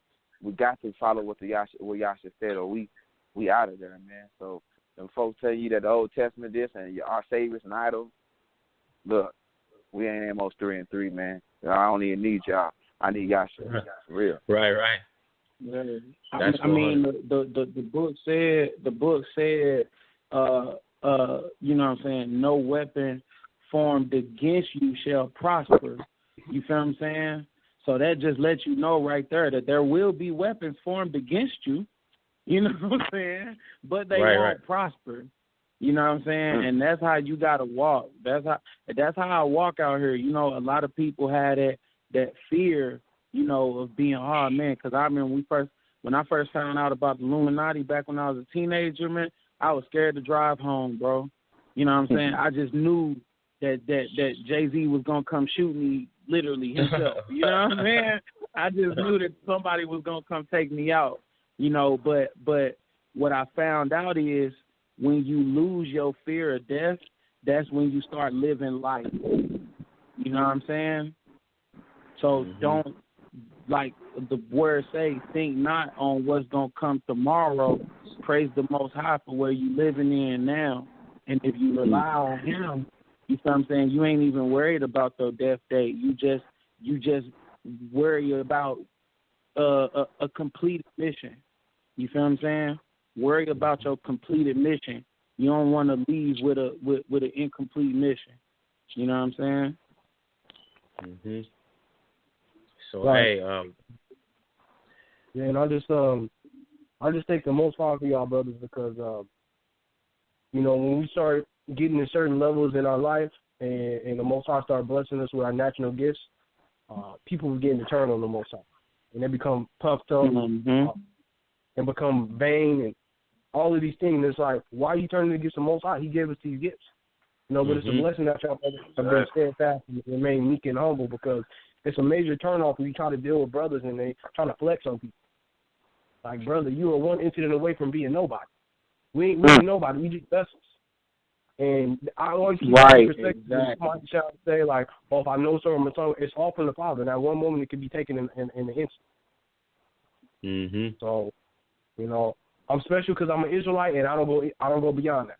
I'm one of the chosen, and I'll just keep it as that. I don't puff my head up. It's just what it is. As you can see, the condition of our people, we first. But we trying to, you know, through the spirit of the Most High, we build. As y'all can see, we building. This is wise counsel we're having right here. This is healthy. This is edifying. I wish more brothers would try to do. When we trying to put brothers and sisters on, this is a must. We need to do this. This is the only way we're gonna come out. Because just look at the history. All these other camps have preceded us. When you look at it, what have they done? And I ain't trying to knock no camps or nothing, but really, what have they done? Israel means Prince of Power. What power do y'all have? Y'all not fulfilling your office in the title of the name. You're supposed to be ruling. I'm trying to figure that out. The Most High gave us the main we need to do. I'm not seeing it though. There's something we missing. Oh, but lo and behold, the Most High revealing in the last days what we need to do. Straight up. Straight up. Hey, I'm gonna be Israel right here because we all need to laugh. Somebody get the pastor a towel. He's sweating. Yeah. Hey, thank you for calling in, Brother Gamayash. Good to hear from you, man. All praise, brother. Yeah. Hey. I love y'all, brothers. Y'all real Jews, man. Kwame Yashala, all Israel from the four corners of the earth, man. We gonna rise up. We doing it. You know, the Most High is moving. Y'all just stay steadfast, keep believing and praying. The Most High is gonna deliver us. Watch him do a mighty work. Shalom, y'all. Much love. Much love. Much love. All right. Well, hey, we're gonna grab one more caller and we're gonna call it a night. We've been going hard and strong for what, about 2-3 hours, man. So we're gonna grab one more caller out of the queue and then we're gonna bid y'all shalom. Praise the Most High and thank y'all for coming on the show. Let's get this caller in from 509. Go ahead, 509, you're on the line. What's going on, everybody? I just want to say all praises to the Most High. My name is Irvin, man. I'm calling from Spokane, Washington right now, in Eastern Washington. First and foremost, I just wanted to, just speak a little bit about, you know what I'm saying, how I came up as far as in Christianity and everything, and how, growing up, the rap music wasn't too much allowed in my household, you know what I'm saying? Even though I rebelled, you know what I'm saying, because just the culture alone and going to school and everything like that and being surrounded by it, you can't really, you know, miss it, you know what I'm saying? It was still a big part of me, you know what I'm saying? I still went out and listened to different things like that, you know, and growing up in Christianity kind of made me rebel a lot more because I just wasn't feeling it, you know what I'm saying? So it made me go astray as far as, you know,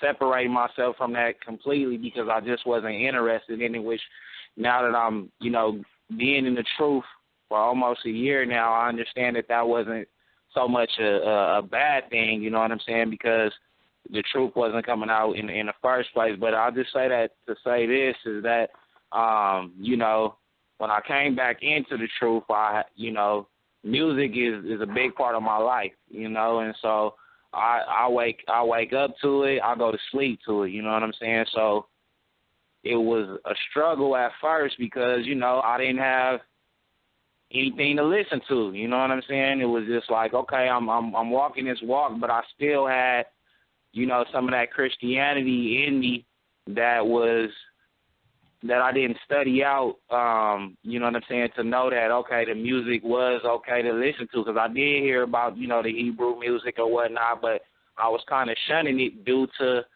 the things that I was taught in Christianity, still not knowing the full truth 100%. And so, you know, me, my pops, my brother, my mom, my sister, we did a study one Shabbat on, you know, the music. And, you know, it was telling us basically in a nutshell that, you know, that the music was poems written to notes.